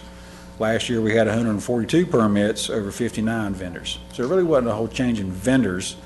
It was a change in really specific place permits where vendors were able to obtain contracts or agreements with resort communities, HOAs, and condos to secure what's called a specific place permit. So that's a list of our vendors. Next one is wildlife lighting ordinance. As you know, that's one of the unique items that we enforce. It's Chapter 5 of the Land Development Code, and it is wildlife lighting ordinances. There's what's called a wildlife protection zone. It's roughly 750 feet from the water's edge, and we administrate that portion of the enforcement a little differently. We'd use a traditional code enforcement mechanism where we have to give a notice, a reasonable time to cure, typically 30 days, and then we can remand to the code board if we don't get action. We have found that the courtesy notice, follow-up in person, usually gets our quickest and best action. But we had 73 complaints logged that turned into cases.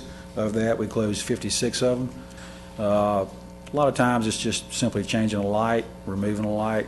The code allows for houses that are prior to 2013 that they can simple, quick fix of disabling a circuit. So a lot of the action we take is on older dwellings, not on the newer ones. The Environment Department does all the review of new permits now, so most of the wildlife lighting issues are resolved at the permit level. We still have some enforcement action. Some of the things that impact us on the wildlife lighting is transient owners that live out of town, getting up with them and getting them to do the proper action. Yes, sir. Of course, I'm trying to refocus after. Sorry about that. What is the difference with, you got ATV and HUD permits on here, I noticed, but then, I'm sorry, ATV and HUD? yeah, HUT, H-U-T, HUT. Oh, you're talking about for the, I just noticed that type of. under the beach vendor permits? Yeah, those, there are some permissions in the code that allow for certain vendors to have a hut to vend out of. They have to have a certain amount of feet of beach they control, as well as ATVs. You have to have a certain amount of beach in order to be able to have what's called a light service vehicle to use on the beach. 1,000 linear feet. Yes, sir. And those are typically down on the west end of the beach. Yes, ma'am. Mm-hmm. Yep. Okay. Moving on through the wildlife lighting ordinance. We come to the 2016 beach vending code update and the FY 2017 beach vending code revision recommendations. So I have it laid out in the history. As you know, last year the BCC decided not to make any changes or adopt any revisions to the code. That was somewhat based on the changes that were made in the 2015 season that brought some success to removing the chaos and creating harmony on the beach. So some of the items that were brought up to be considered last year were Section 2260-A, which is the policy, which is we brought forth what we called a beach vendor management plan for our public beaches. And that's where we treat our beach similar to a resort community would treat their beach, where they contract with a vendor. And there's different forms of contracting or way that service can be provided. Second one was storage at the toe of the dune. There is a provision in the code that allows for delivery vendors to store their equipment at the toe of the dune, provided it's going to be rented the next day. Based on their rental practice, they usually do it by a week-long contract with a visitor to the beach, and also annual contracts with rental property. What was happening is we get a lot of equipment stored at the toe of the dune that's not in a box, and so those were some of the complaints we received. The vendor zones, once again, at the neighborhood beach access has brought up some issues, or what we considered should be considered for change, mainly because we have a lot of beach on the eastern end of our area, 30A primarily, where we have public beach seaward of private property that is south of 30A. And there's a provision in the code that says that to vend in those areas, you have to have the written authorization of the upland property owner. So we created vendor zones on these public beaches, and because of that conflict, those vendor zones tend to move back and forth or go away altogether. So that was some of the issues that we brought up last year for consideration, but were not subsequently adopted by the BCC. So we started off our beach vending season with our preseason workshop. Our sister agencies, the Sheriff's Office and South Walton Fire District, helped us with that. Some of the issues that were talked about, or some of the enforcement action that we came up after the season started. Once again, spring break was fairly tame. Most of the enforcement action is done by the Sheriff's Office in that, because it's more of a criminal nature than it is civil. But some of the items that came up during the year, starting in May, were once again non-compliance with the vendor zones, unused beach equipment setups, also known as ghost sets or speculative sets, storage of beach equipment at the toe of the dune, early setup by vendors as well as early setup by the general public. And then we had some issues with special event permits, mainly the permittee not exactly following the conditions of the permit. So those were the items that came up during the year. We then had our postseason vending workshop. We offered two opportunities for vendors as well as general public to attend these meetings and offer input on how the season went, what was good, what was bad, and what can be done better. And this is a list of the items that were discussed. Once again, the 50% rule associated with neighborhood beach accesses and the conflict that is created with that paragraph D8. There seemed to be a lot of talk about the 50% zones at Grayton Beach. Grayton Beach is kind of different. It's actually a neighborhood beach access because there's no parking and no restrooms, but it operates like a regional beach access. We have two vendor zones there, one close to the outfall so that people can enjoy the outfall that have young kids, and the other one was in the middle of the beach. Another thing that affects it is the boat launching zone is dynamic. It moves back and forth with the break in the bar. And so there was a lot of discussion about that and how we could do things different there. One big discussion is vendors driving on that beach. Prior to my start here, there was a administrative allowance to allow them to drive on the beach in the morning and the afternoon. That tends to get abused, so that was one discussion. Storage of vendor equipment was more discussions. Once again, early setup, vendor practices, ghost sets, early setup, non-compliant boxes, bonfires always are a topic of discussion. Mainly, they've become a very popular activity. They do take up a lot of the neighborhood beach accesses when they're conducted there, and then there is also proper cleanup. We allow them 24 hours, mainly to wait till it cools off, but by 8 a.m. the next morning they're supposed to have it cleaned up.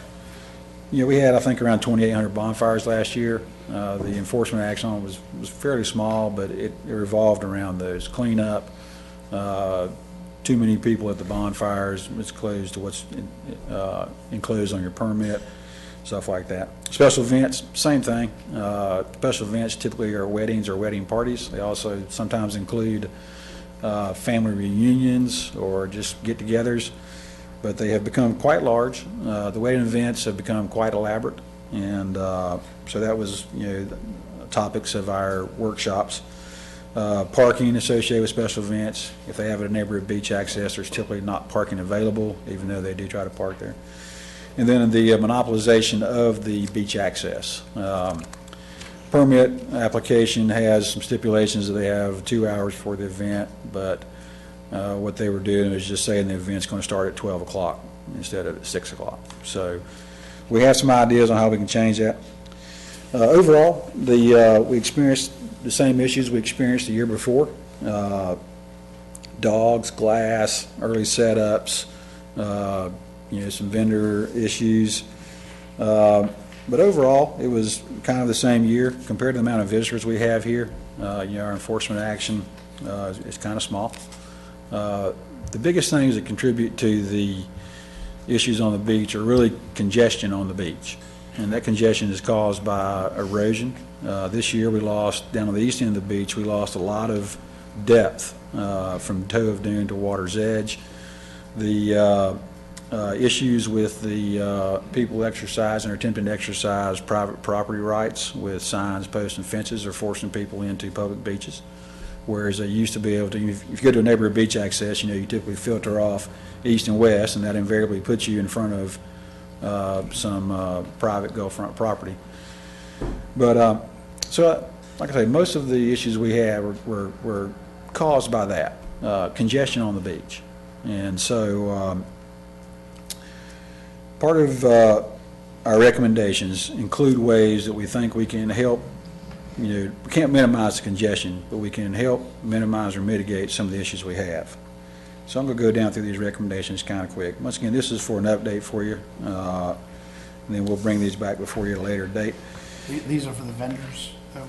These are a compilation from the workshop we had with what was called the Postseason Vendor Workshop. We also had we sponsored a BCC Public Beach Management Workshop, which was kind of the same format. We gave a brief presentation, and then opened it up for the room for people to express their ideas, issues, complaints, or resolutions. I saw one on there that no tents greater than the 6x6. Yes, sir. But have you had any problems with those with guests or tourists? Or one of the things that we're encountering is sometimes they put up these tents that Yeah, look like a campsite. we do. The You get a tents. storm and then they leave them because they're so cheap. Yes, sir. And then they become flying objects with about 4 spear Yes, sir. points on them. So I'd say probably a third or maybe even a half of the leave no trace items that we get off the beach are pop-up tents, either in the 10 by 10 or 12 by 12 variety. They're used they're a great placeholder for people that want to preserve their waterfront seat on a public beach. Right. They do offer good shade for families.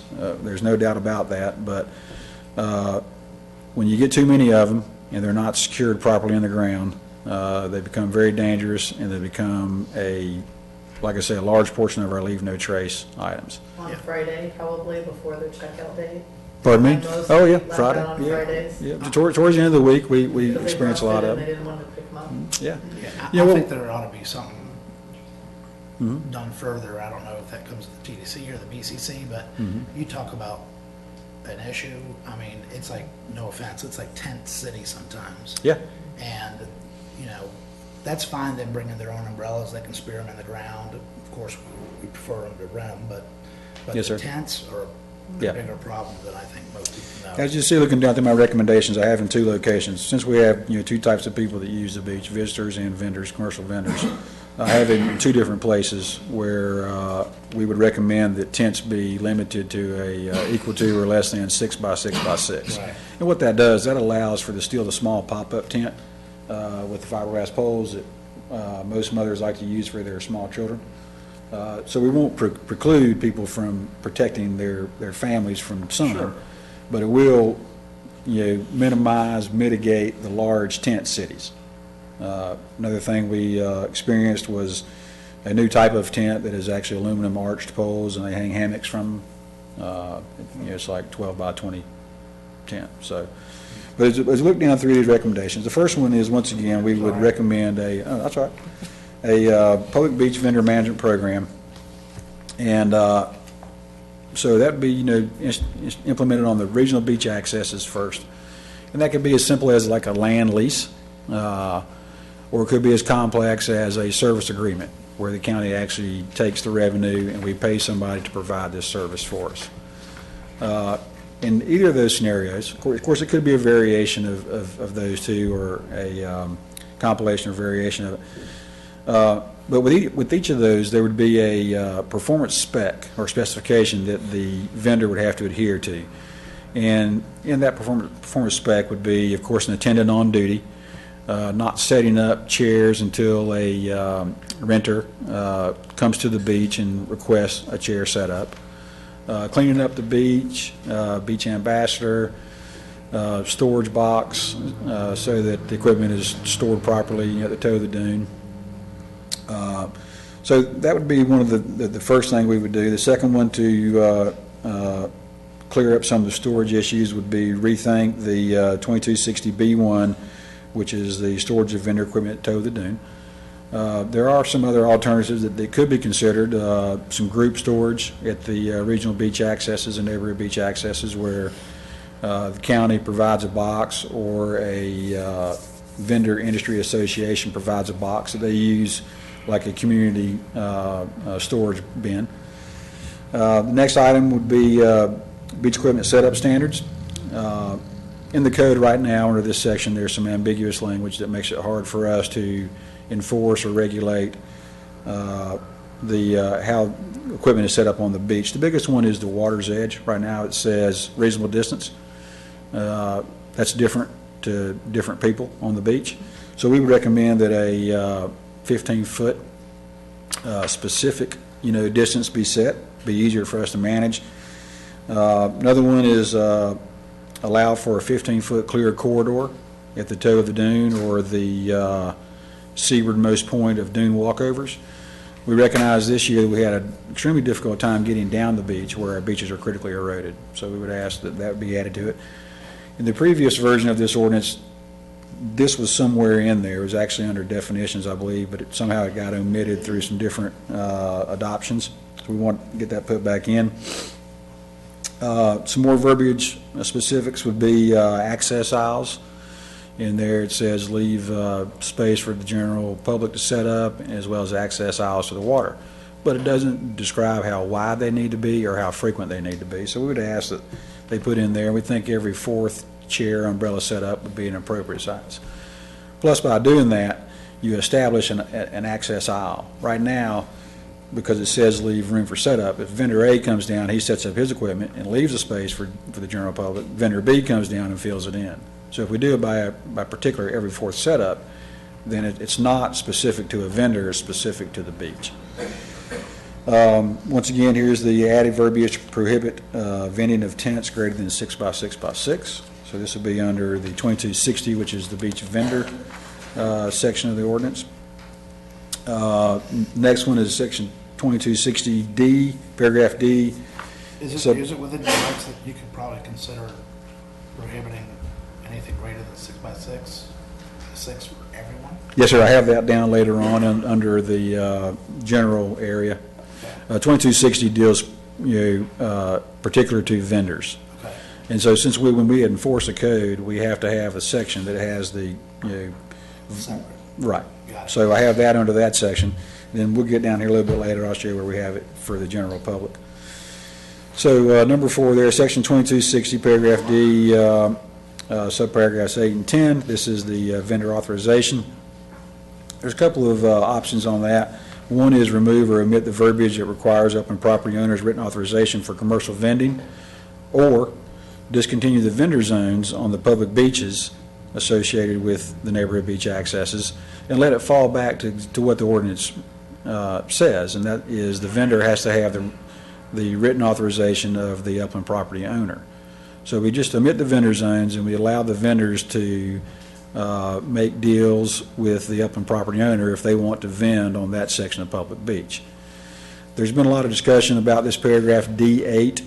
It was inserted into the ordinance in association with the beach nourishment program back in 2005, and it was put in there to protect their littoral rights.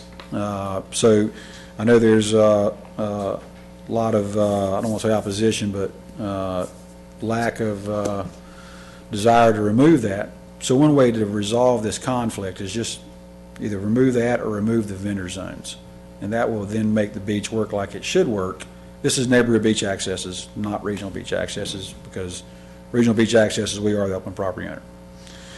But, or the other one is, the third option would be just limit commercial vending on public beaches associated with the MBAs by only allowing door delivery. Research of how the code was developed has revealed to me that the original delivery permit intent was truly a delivery permit. Bring the equipment to a person as requested it, and not as a way to preserve a place on the beach.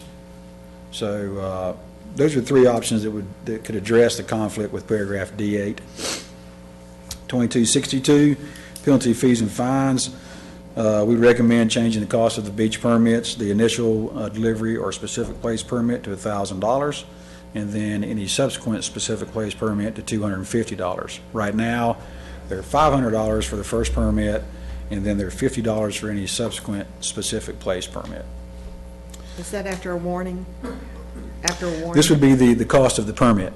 Oh, the permit. Okay, Yes, ma'am. I got you. And we're The not fees, yeah, the 2262 contains the verbiage of how the permit cost is set up by the BCC. The fees, or the fines and fees associated with a violation are set by Florida Statute 162, and they cap off at $500. So that was 2260 and 2262. Moving down to 2259, special event policy and objective. Right now, the people that do special events are typically wedding event planners, caterers, and such, and they're not being mandated to be a permitted vendor. The code has verbiage in it that says that anybody that provides a service, goods or services for consumption on the beach, is a vendor.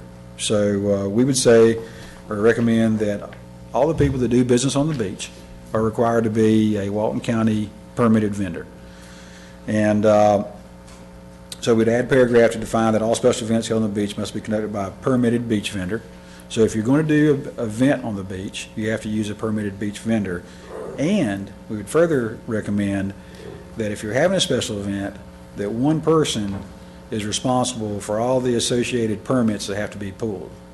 So if you're doing a special event on the beach, at a regional beach access, and you want to have, lights and music and a bonfire, and it's during turtle season, you would have to get a special event permit, you have to get a bonfire permit, and you have to get a FDEP lighting permit. And we request that the permitted vendor be responsible for all those, as opposed to the way it's done now, where the person that is holding the event, a bride, for example, is typically motivated or instructed to obtain these permits in their own name individually.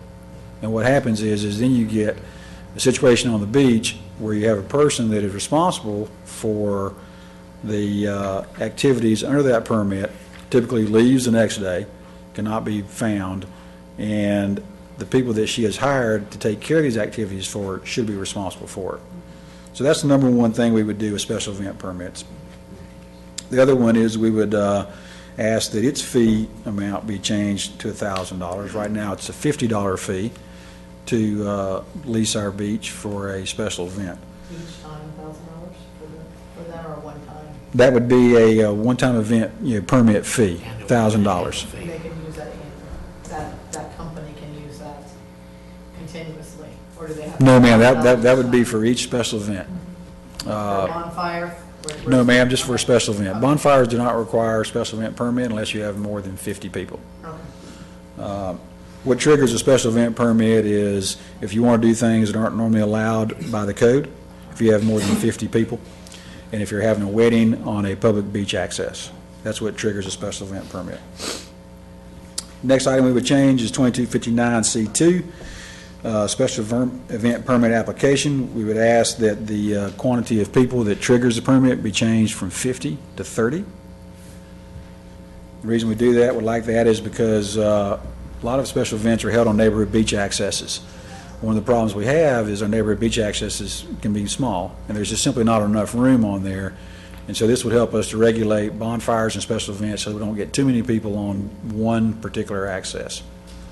South Walton Fire District started that this past year with limiting the number of bonfires permits that they will issue for particular accesses. And so we feel like that by limiting or changing that number down, we get more special event permits applied for, and therefore we know who will be using the accesses and we can regulate it further. The main goal is to minimize the number of people on a public beach access in a special event type of situation or a bonfire situation. They get very crowded in the evenings. Okay, 2259C3, special event permit application. Add a detailed list of items that are allowed and items that are not allowed on the beach. Right now there's a simple list. Part of the issue we have with the permit application process is the people in the permitting office, it's done through Walton County Planning Department, they're just simply not aware of the physical attributes of the venues, neighborhood beach accesses, regional beach accesses. And so one way we feel, or a lot of the enforcement action we take is we get out there and the people have exceeded what is included on their permit. So when they do a permit application, they list items they would like to do or have out there that are typically not allowed. Well, usually what happens is they go above and beyond that. So what we would like to have is a frequently asked questions or a list of allowable and restricted use on that beach. And that becomes part of the application process. They sign it, and so we feel like that we can stop a lot of the non-compliant behavior before it even happens by doing that. The next one is add to that list is a detailed parking plan. One of the main complaints we get with a special event at neighborhood beach access is the parking. There simply is just not parking available at neighborhood beach accesses. So detailed parking plan will be required, and as well as a detailed equipment list and layout to include quantity of tables, chairs, and lights, miscellaneous fixtures, and equipment. What we experienced this past year was some really large special events that some of them were actually pre-wedding parties. They weren't just the wedding party and reception. They were actually the pre-wedding parties. They got to be very elaborate, and of course, lights. We actually had one company that had a stove on the beach to cook in. They converted it to LP gas, so anyway, we think that we already review these permit applications, but what we like to do is we're working to bring this under our roof so that we feel like we can further help the people at the beginning of the process understand what is allowed, what is not allowed, and therefore we don't have to deal with it as an enforcement action on the beach. Right now we don't have we have a policy of not stopping a wedding, but we might get to that in the future if we can't get control over this. What used to be a simple beach wedding is now turned into a very large event. The next one is add verbiage to include required distance for a special event from an active turtle nest. Another couple of complaints we got this year were special events that were set up right adjacent to a turtle nest. So there's verbiage in the bonfire section of the code that says you can't do it, but there's not any in the special event code. So what we'd like to do, and I've already worked with or set up with our GIS department, an interactive turtle nest map that identifies where the turtle nests are. And so we would include in the permit application process, give knowledge and receive understanding from the applicant that they understand that this turtle nest, a future turtle nest that could appear on this beach access, could compromise their ability to have that event there. Because right now, like I say, if they get a permit and December for a August wedding, and then we have a turtle nest appear between December and August. In some cases, you couldn't have a beach wedding on a neighborhood beach access, or even a regional beach access, because of that 200-foot limit. We did receive several complaints this year from the people that do the turtle monitoring program for us. So that's another section that we would add verbiage to. The last one is 2254G. This is the regulation of use and conduct on the beach and waterways. So this applies to the general public. We would recommend adding a paragraph prohibiting and restricting use of generators on the beach. Right now, there is no verbiage in there. We try to minimize the behavior by using the safety clause as well as the noise ordinance. But we would recommend that generators be restricted, if not restricted, or prohibited altogether, if not restricted to a certain size and decibel level. You're familiar with the Honda generators, the E2000s are fairly quiet. And then they would be, you have to be contained in a UL approved container that would collect any, oil, gas, or whatever that leaked out of it. This would, force people that want to use electrical appliances or lights on the beach to go to a battery pack, which we feel is much more environmentally correct as well as aesthetically pleasing for other people on the beach. Next one is we recommend add a paragraph prohibiting steel-bladed shovels on the beach. If you pay attention to social media this year, holes on the beach were a big item. There is no ordinance prohibiting digging a hole or leaving a hole on the beach. It's just good beach management or good beach practice, good beach etiquette. But we found that the people that dig the big holes bring their big spades. And so by limiting or prohibiting steel-bladed shovels, we feel like we can help minimize some of that hole digging, because it's just hard to dig a hole with a plastic shovel. So anyway, we asked that be considered. The next one is the tent paragraph. Add a paragraph limiting tents to less than or equal to a 6 by 6 by 6 size. This will be for the general public. It mirrors the one for the vendors renting. The next one is add a paragraph to allow for a 15-foot clear corridor of the toe of the dune or most seaward portion of the dune walkover. Once again, this mirrors the one in the commercial vending section. And then also add the 15-foot setup from the water's edge. So those will be added under, recommended for consideration to be added under 2254G, which is our regulations and use. So those are all the recommendations that we feel would help us to more easily enforce the code, help the people that are regulated by it understand it better, and hopefully bring harmony to our beach. Last one is just my wrap-up summary and a basic update on what we have coming up for 2017. Once again, it's 6 new code enforcement officers, a couple new administrative clerks, some new equipment. We have our data management systems working in good order now. We're further integrating our system that we use that's GIS-based, where we collect our property-based information for the wildlife lighting ordinance.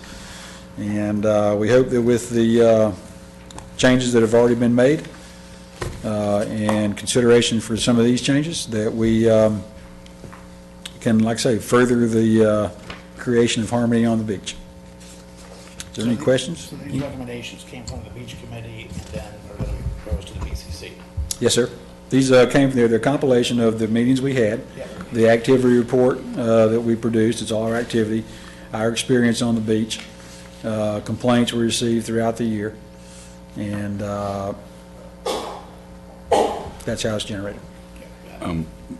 Brian, on where you talk about the regional beach access, and you reference Exhibit A, which is your management plan. Do you have Exhibit A yet, or is it being constructed, or? I have it in a draft form, and it basically mirrors, what I call the performance specification.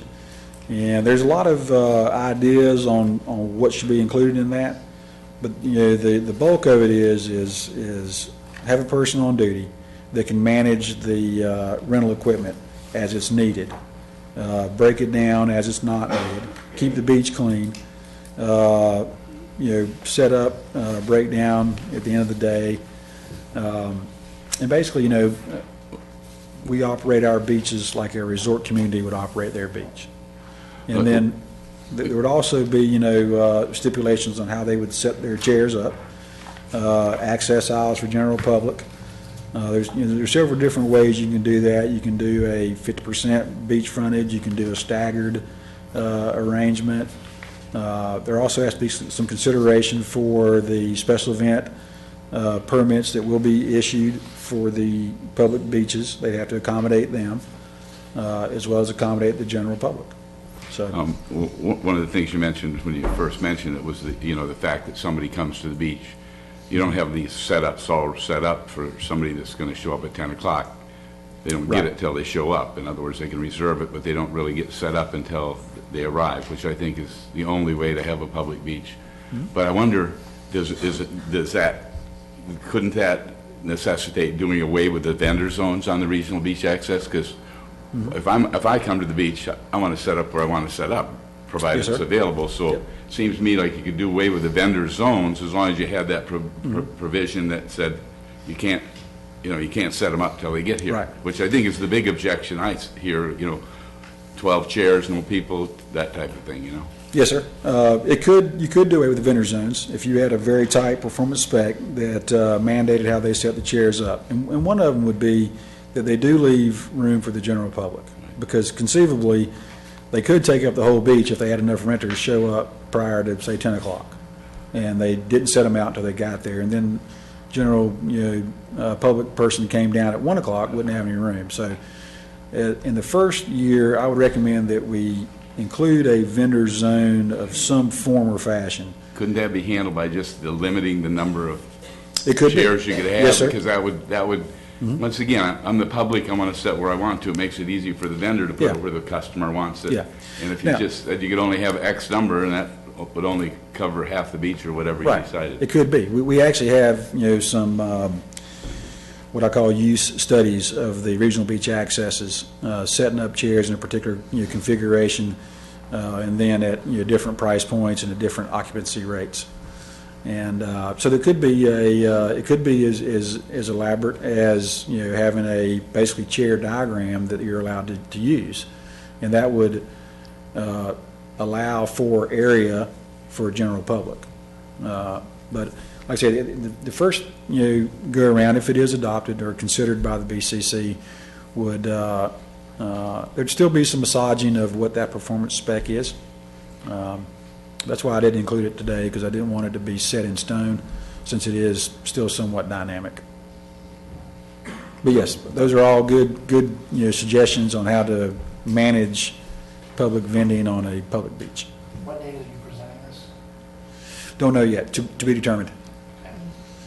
Most likely it'll be when the new commissioners, we have 2 new commissioners coming on, and we wouldn't want to make major decisions without them being a part of them. So.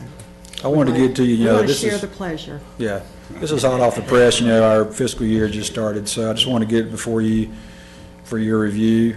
Please send me comments, questions, things you'd like to see differently, and I'll get with you in just a second. Any more comments from the board? Now, could we have comments from the audience? Come on, sir, on the back row.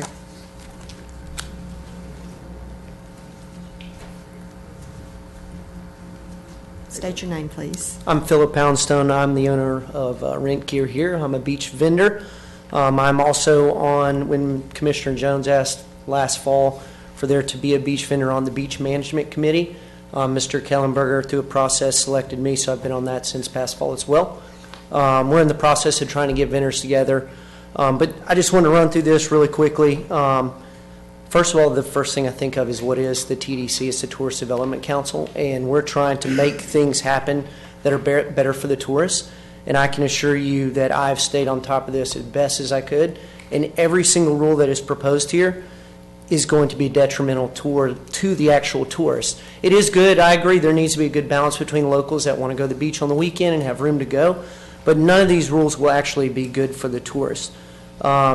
Secondly, we're very unprepared. As you can see, there's maybe 4 or 5 of us vendors here, because we have not, if you look at the agenda, it doesn't say anything on the agenda that this is being discussed. and we're just out of the loop. Usually at the beach workshop, we get the actual statistics from the year. Hey, I completely agree that it needs to be done based off complaints. How many things have we had go wrong? How many people got tickets? How many statistics were logged of things that went wrong? Pretty much it came in consensus that it was about the same as last year, which for us as vendors, as we know, you guys are spending a ton of money getting more people to the beach, and we're pretty much status quo of last year. For us as vendors, that's a win. If you break down some of these numbers, and this is the first time I've looked at these statistics today since September 8th that I've requested these documents, so I had 30 minutes to just struggle through them really quickly. You guys can probably tell me, somebody in this room does this for a living, can tell me how many millions of people visited these beaches since January 1st. If you break down the amount of complaints we had, the 100 and whatever it was, I added up the different sets directly related to a vendor. Those complaints were 90. So since January 1st, we have had 90 complaints against a vendor, and we have had millions of people come to our beach. Big things that we talk about are ghost sets. There was 17 complaints since January 1st. Vendor leave no trace, 6. Miscellaneous vendor, 30. Vendor authorization, 28. So my point is, we're looking to make a ton of changes that we think a government organization making a change and more regulation will fix an issue. I just politely disagree with that. And I think that when we did the same as last year and we had more people visit the beach, and we as vendors sincerely are, as a whole, I agree there's a few bad apples. We as a whole are trying to do the right thing, abide by the rules, which we successfully feel like we've done. And we feel like making massive changes as a vendor is detrimental to our industry. We're probably going to go out of business. I'm not going to want to set up chairs on the beach anymore. No, that's what tourists want. They want chairs set up for them. That's part of the vacation experience. And I think, frankly, it's not fair to do that based on 90 complaints out of millions of people that come. And on top of that, I think we'd all agree with Facebook and the way things work today, the majority of people that complain are locals and they're serial complainers. I don't feel like it's the average person who really is sincere and honest and cares. Things like the storage at the toe of the dunes is very, very important to us as vendors. Think about the liability of, how many vendors are going up twice a day, 6 times a week to take chairs to the beach, take it up, knocking people off the boardwalk because we're carrying our big chairs down. And the reason that it says in this document, and I've read this morning, the number one reason was because of leave no trace. Well, if that's the case, why do we have trash cans on the beach? Why do we have lifeguard stands? Those stay overnight, but we need those things. And I completely agree that those should be overlooked, just as these chairs should, so we should protect people as well. So finally, I could talk a lot more about this. I'd like to set up meetings with anybody that I can, but I would just recommend that none of these changes get proposed to the Board of County Commissioners. They were all proposed last year, and the county commissioners carefully looked at it, and they said, hey, it was a pretty good year. We're not going to make any changes at all. And I feel like we have statistics in front of us that prove the same thing as last year. So that's my personal opinion as a vendor. Others may say something different, but I appreciate your time and your consideration. Philip, did this documentation come through your committee? What No, ma'am. committee? So since I've been on the committee the end of last fall, we have not discussed beach vending one time. Okay, what is your committee? The Beach Management Committee. Brian, could I ask you a question? Should this go before the Beach Management Committee? Is that kind of our protocol, as goes to the Beach Management, then it comes to the board, and then it goes to the BCC? Yes, ma'am. It can go that way. Well, it should go that way, unless we have a different policy. Well, I always thought this was on the destination improvements that we would. It can kind of the last couple of years run through us, so I don't. It can go through really both committees. I would suggest we take it back before the Beach Management Committee, or whichever committee takes care of this kind of stuff, and let the, we do need vendor input, and we need, so let's, how does the rest of the board feel about this? I just feel like Brian has been covering this ground for all the time I've been on the board, and he's made these recommendations. And I just feel, based on his experience, the people he works with, he is the protector our most valuable asset. He's the most important guy in this room as far as I'm concerned. And if he says these are the things that we should be doing, he's recommended them year after year, and they don't get implemented because of, you know, whatever reason, when the man who really knows what should be done is the guy we should be listening to. You know, any political issues aside, that's what we should be doing. The two most important assets we have, the beach and the bike path. Brian's responsible for both of them. I think things are better in a lot of ways, but it's because he's doing a better job. I think we need to listen to what he says, and I think we need to follow his recommendations. I don't see the downside to the vendors, really. I mean, because I'm not a vendor, I guess, so that's an unfair thing to say. I just think a good business model could be built by anybody that's a single vendor on any of these regional beach accesses.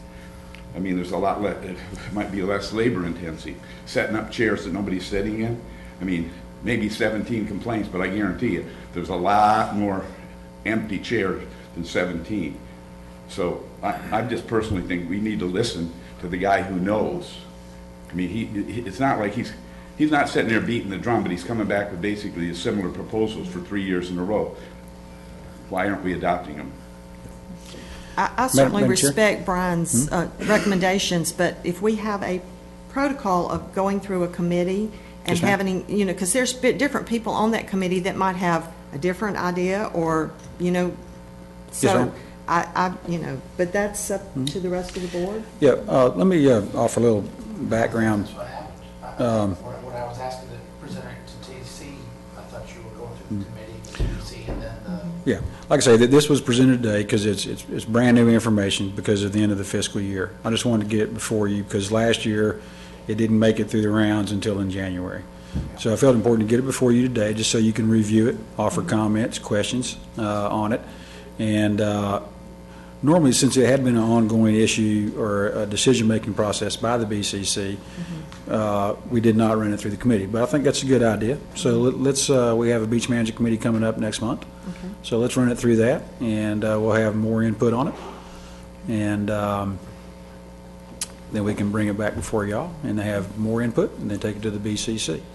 Now, you know, one thing we don't want to do is get into the position, you know, that we've been in the last couple of years where it was kind of late, Yeah. and it's hard to enact it successfully so that it's fair to all concerned. I think if you took it back in November and then January, we hit the road running with some decisions. Yes, you ma'am. know. And granted, we need to make some decisions this year. We don't need to leave it status quo. So we Right. just need to figure out, you know, what the best solution to some of these issues are. Yes, ma'am. Thank you. Okay.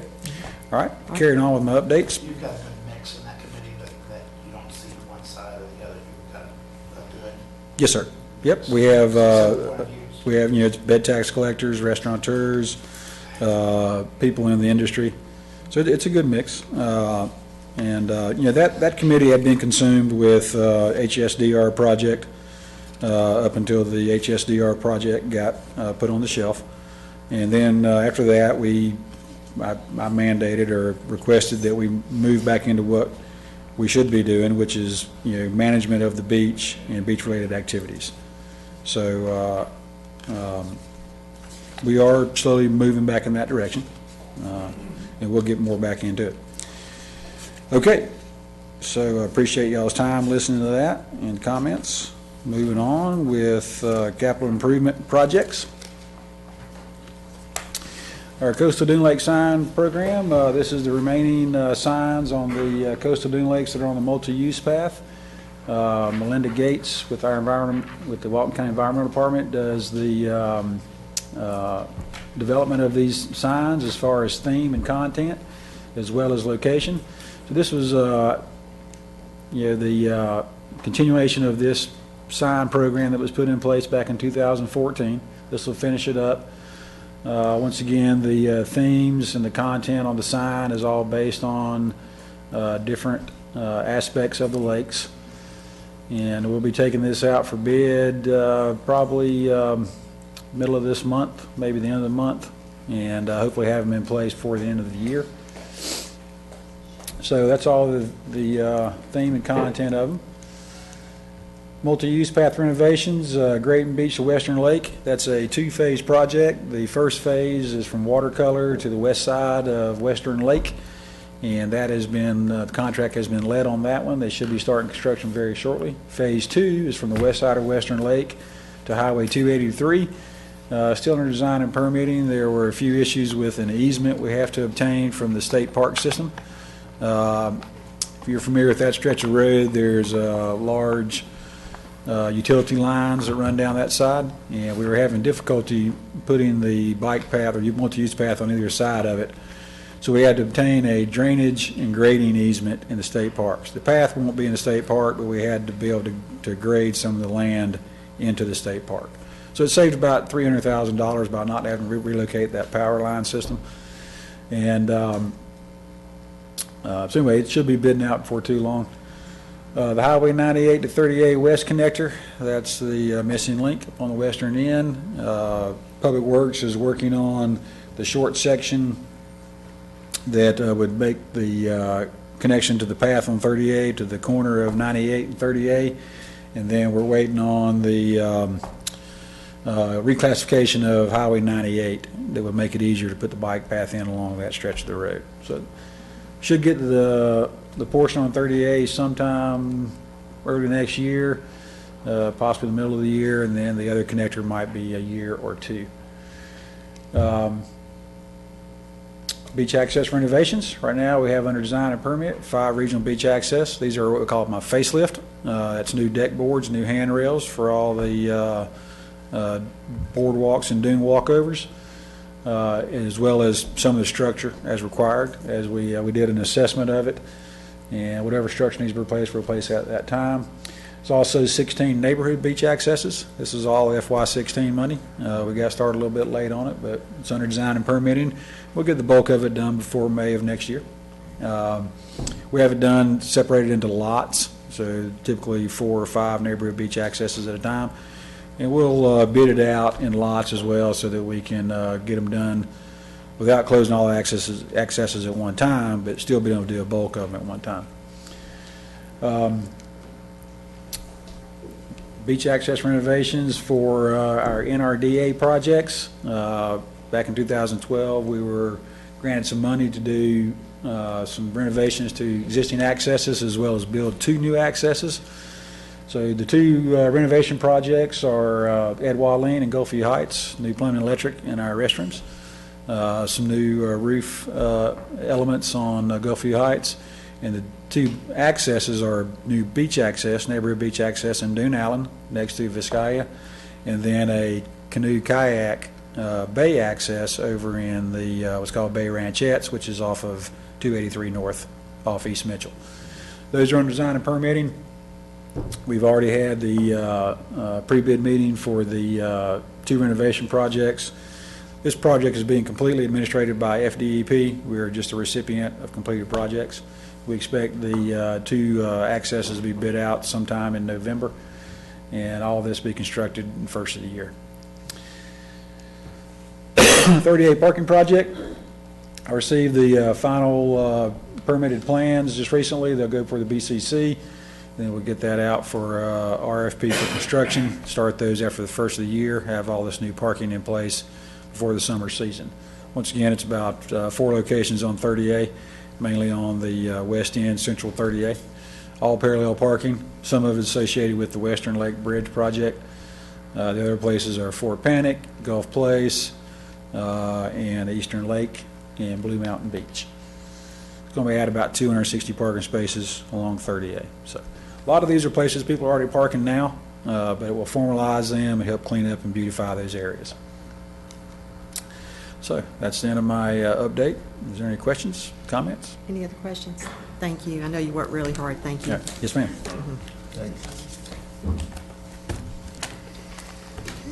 Executive Director's update. Good morning again. I just wanted to briefly touch on a couple of things, the changes to the TDC guidelines. We've kind of spoken about this over the past few months, and this is all now finalized, and we have some seats that are coming open in December, and I believe that our office has been in contact with everyone whose seats are up. But anyway, I just wanted to kind of go through it here, just for everybody's information. So for the seats that are up, we have Ms. Frost, Mr. Norris, Commissioner Jones, and Mr. Tape, and then the open seat. So those 5 seats are coming open in December. So, and then the others, what we are asking you to do is, if you wouldn't mind, to reaffirm your position with the council and just re-sign based on some of the things that we went through over the past 6 months. And I'm going to go through those real quick just so you kind of know what we're talking about. There are just a few. Attend bi-monthly council meetings and 1 annual planning meeting. We added an annual planning meeting just so we can kind of have that moving forward, where we all get together and review budgets, the process, goals, marketing plans, those type of things as a group. I think that's really important to do that outside of these meetings, because obviously, how long have we been here already this morning? So anyway, so that's one. And then what we did was create a liaison for the TDC, for the council, if you will, that will work with me in presenting various budgets, goals, marketing plans to the BCC. And that way we felt that that would give the TDC a little bit more of a voice with the BCC. So we'll be doing that, where we'll select that board liaison, and it could be the chair, it might not be the chair. I think that's up to you guys, though, but I think it makes sense that if the chair is a commissioner, then it not be the chair. Obviously, I don't think you want a commissioner presenting to the other commissioners, but that is something that we can decide moving forward when we get the new seats placed. So that's that. Provide support and input into the performance evaluation of the executive director. That was one. I think that's important for me. I like feedback, and I've spoken to the commissioners. I'm coming up to 6 months next week, and they're working on my evaluation, so I'll be kind of curious to see what that feedback is. So I like working with everybody, and I like feedback on, okay, you're going in this direction, that's great, but you need to address this over here. So always open to feedback. Like I mentioned, kind of recommend and present the annual marketing plan, the budget to the BCC, in addition to working with goals as well, and then approving and monitor financial statements for the TDC. So those are just a few things there. Media, we had a conversation about this with the BCC, and when we were talking about all these changes, media outreach representing the organization to the press, that is something that we want to leave for the council, for the executive director, being me, or for the chair. By all means, if you as an individual would like to speak to the press, we are not saying that you cannot do that, but we would like it for the organization to be represented by the chair or the executive director. And then lastly, we are now requiring that all council members requiring all council members complete 4 hours of state ethics training. And we'll get that information to you shortly. So that's it in a way of that. Any questions on that? No? Okay, great. And then lastly, I wanted to talk about property purchases. It was kind of my mandate when I got here is to go and look for solutions for parking and beach access. And I am proud to say that I've done just that, and been working with the Board of County Commissioners and the other departments within Walton County, Public Works, GIS department, just lots of great folks helping out with this process, and it's been a real collaborative effort. And so we have just purchased 2 properties in the past few weeks, one in Dune Allen, right on the beach for beach access, obviously, and then another over on Highway 283 South that we will use probably for regional parking, and we'll also probably look to do maybe some type of a public event space, an amphitheater or something like that.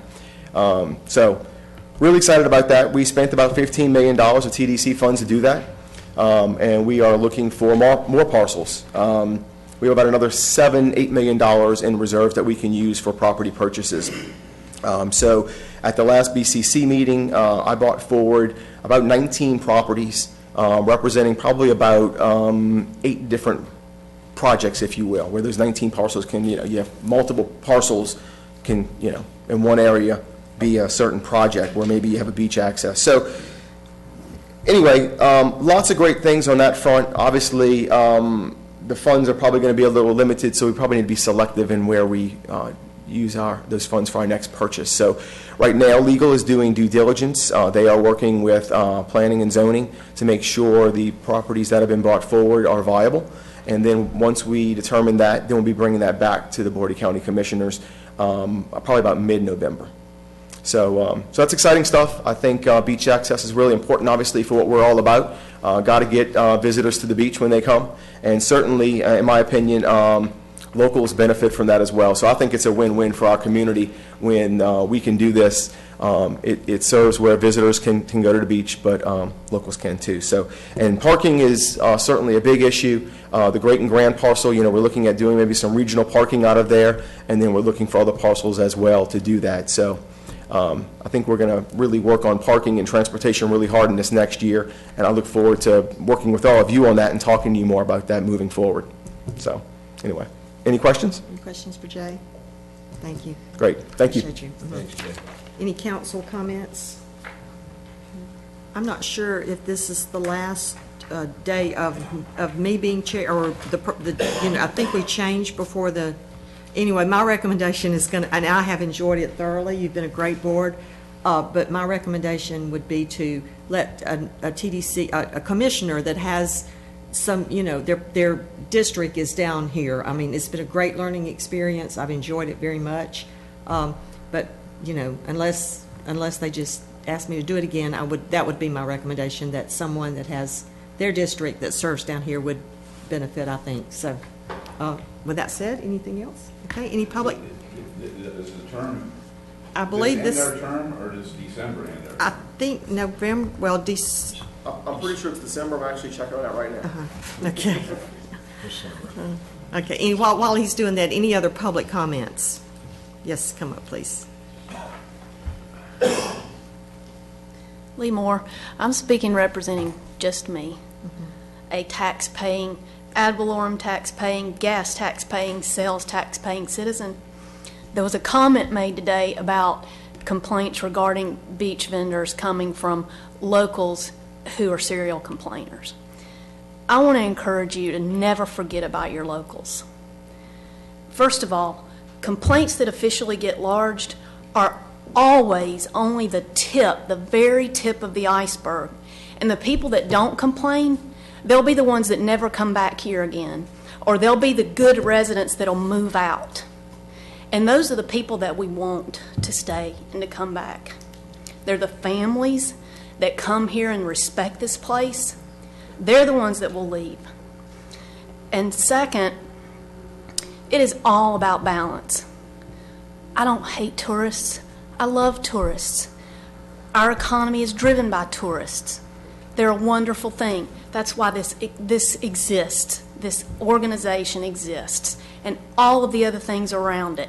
And it's a great revenue generator as well. But you always have to balance. And the locals are important. And the people that complain a lot are probably the ones paying attention.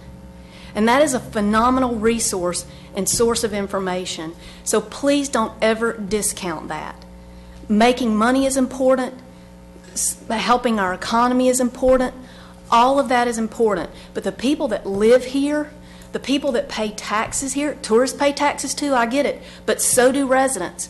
The people that own homes, that provide wonderful rental accommodations to the tourists, that go to our tourism-driven businesses in the off-season and keep them alive when the tourists aren't here so much, we're all important. And there are some things that are more important than just maximizing profits and making as much money off of this wonderful place as we possibly can. One of the best things you can do to maximize a tourist destination is to make it a great place to live. Some of the best tourist destinations in this world are also wonderful places to live. So I do take offense when I hear locals put down in situations like this and discounted and their opinions minimized. It matters. And that's one of the things that this body has gotten, not you necessarily, but in the past, this body has gotten criticized for in the past, is not caring about the impact to the people that live here. It's important. And it will help you and and this place to be better for tourists if the residents are never forgotten and are always considered as equally important. Thank you. Do we have any other public comments? Oh, let's hold your applause, please. Do we have any other public comments before we adjourn? Okay, come on up, sir. Just real quick. So I did check on that, and the next meeting is December 6th, and the terms expire December 31st. So you will have one more meeting. Great. I was just trying to hurry along. Hi, my name's Eric Johnson. I'm the owner of Miramar Beach Service. I understand that you have problems mostly on the public beaches, but also on some private stretches, and that you're trying to fix those. But the issue I have is that you're proposing to interfere with the way that we've been running our businesses for years now. And in many cases, the specific place vendors are not really an issue. In some instances, we've been setting up our equipment in the same exact place, the same distance from the water for over 30 years, with almost no complaints. You're trying to fix a problem that is occurring in a few specific places, mostly 30A and on public beaches, by enacting a policy that will negatively affect hundreds, if not thousands, of people's vacations at numerous resorts and condos. The beach vendors at some of the older properties have been providing a consistent experience for families for years, in many instances, again, decades, with no issues. Beyond enforcing safety considerations like the 15-foot corridor at the toe of the dune, I see no reason for you to dictate on private properties how or where their chosen vendor sets up their equipment. That is to be used by their paying guests. I ask that you set aside any further regulations regarding how the specific place vendors set up until after you see if regulating the public beaches doesn't solve the majority of your problems. Regarding the increase in cost of permits, I feel as though a more than 100%, heck, it's almost more than 200% increase in the cost of permits over a single year is going to hurt many of the smaller vendors like myself. Instead, I ask that you increase it by 25% yearly, thereabouts, allowing smaller vendors time to adjust our prices gradually to accommodate the new higher cost of doing business. And one last thing, the provision about no steel shovels on the beach, I'd like to see some provision that allows the vendors to keep theirs. That way we can fill in the big holes that some people will still dig at the end of the day. I would like to be able to use my real shovel to handle that problem, please. Gary, if I could suggest that you go to the Beach Management Committee meeting and voice some of these, and so that we can have dialogue there and make improvements. I'd like to. I intend to. I'm going to all of them. I'll try to go to all of them and say the same stuff. So. Thank you very much, Gary. Thank you. Bye-bye. Okay, with any other public comments? Okay, with that said, we adjourn. I thought this was going to be a short meeting. Me too. That's what the director told me. I think Brian's thorough explanation of everything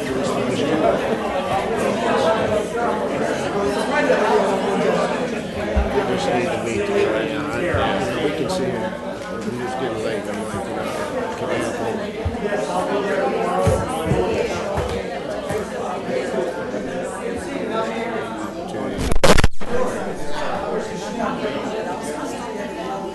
Respect. I mean,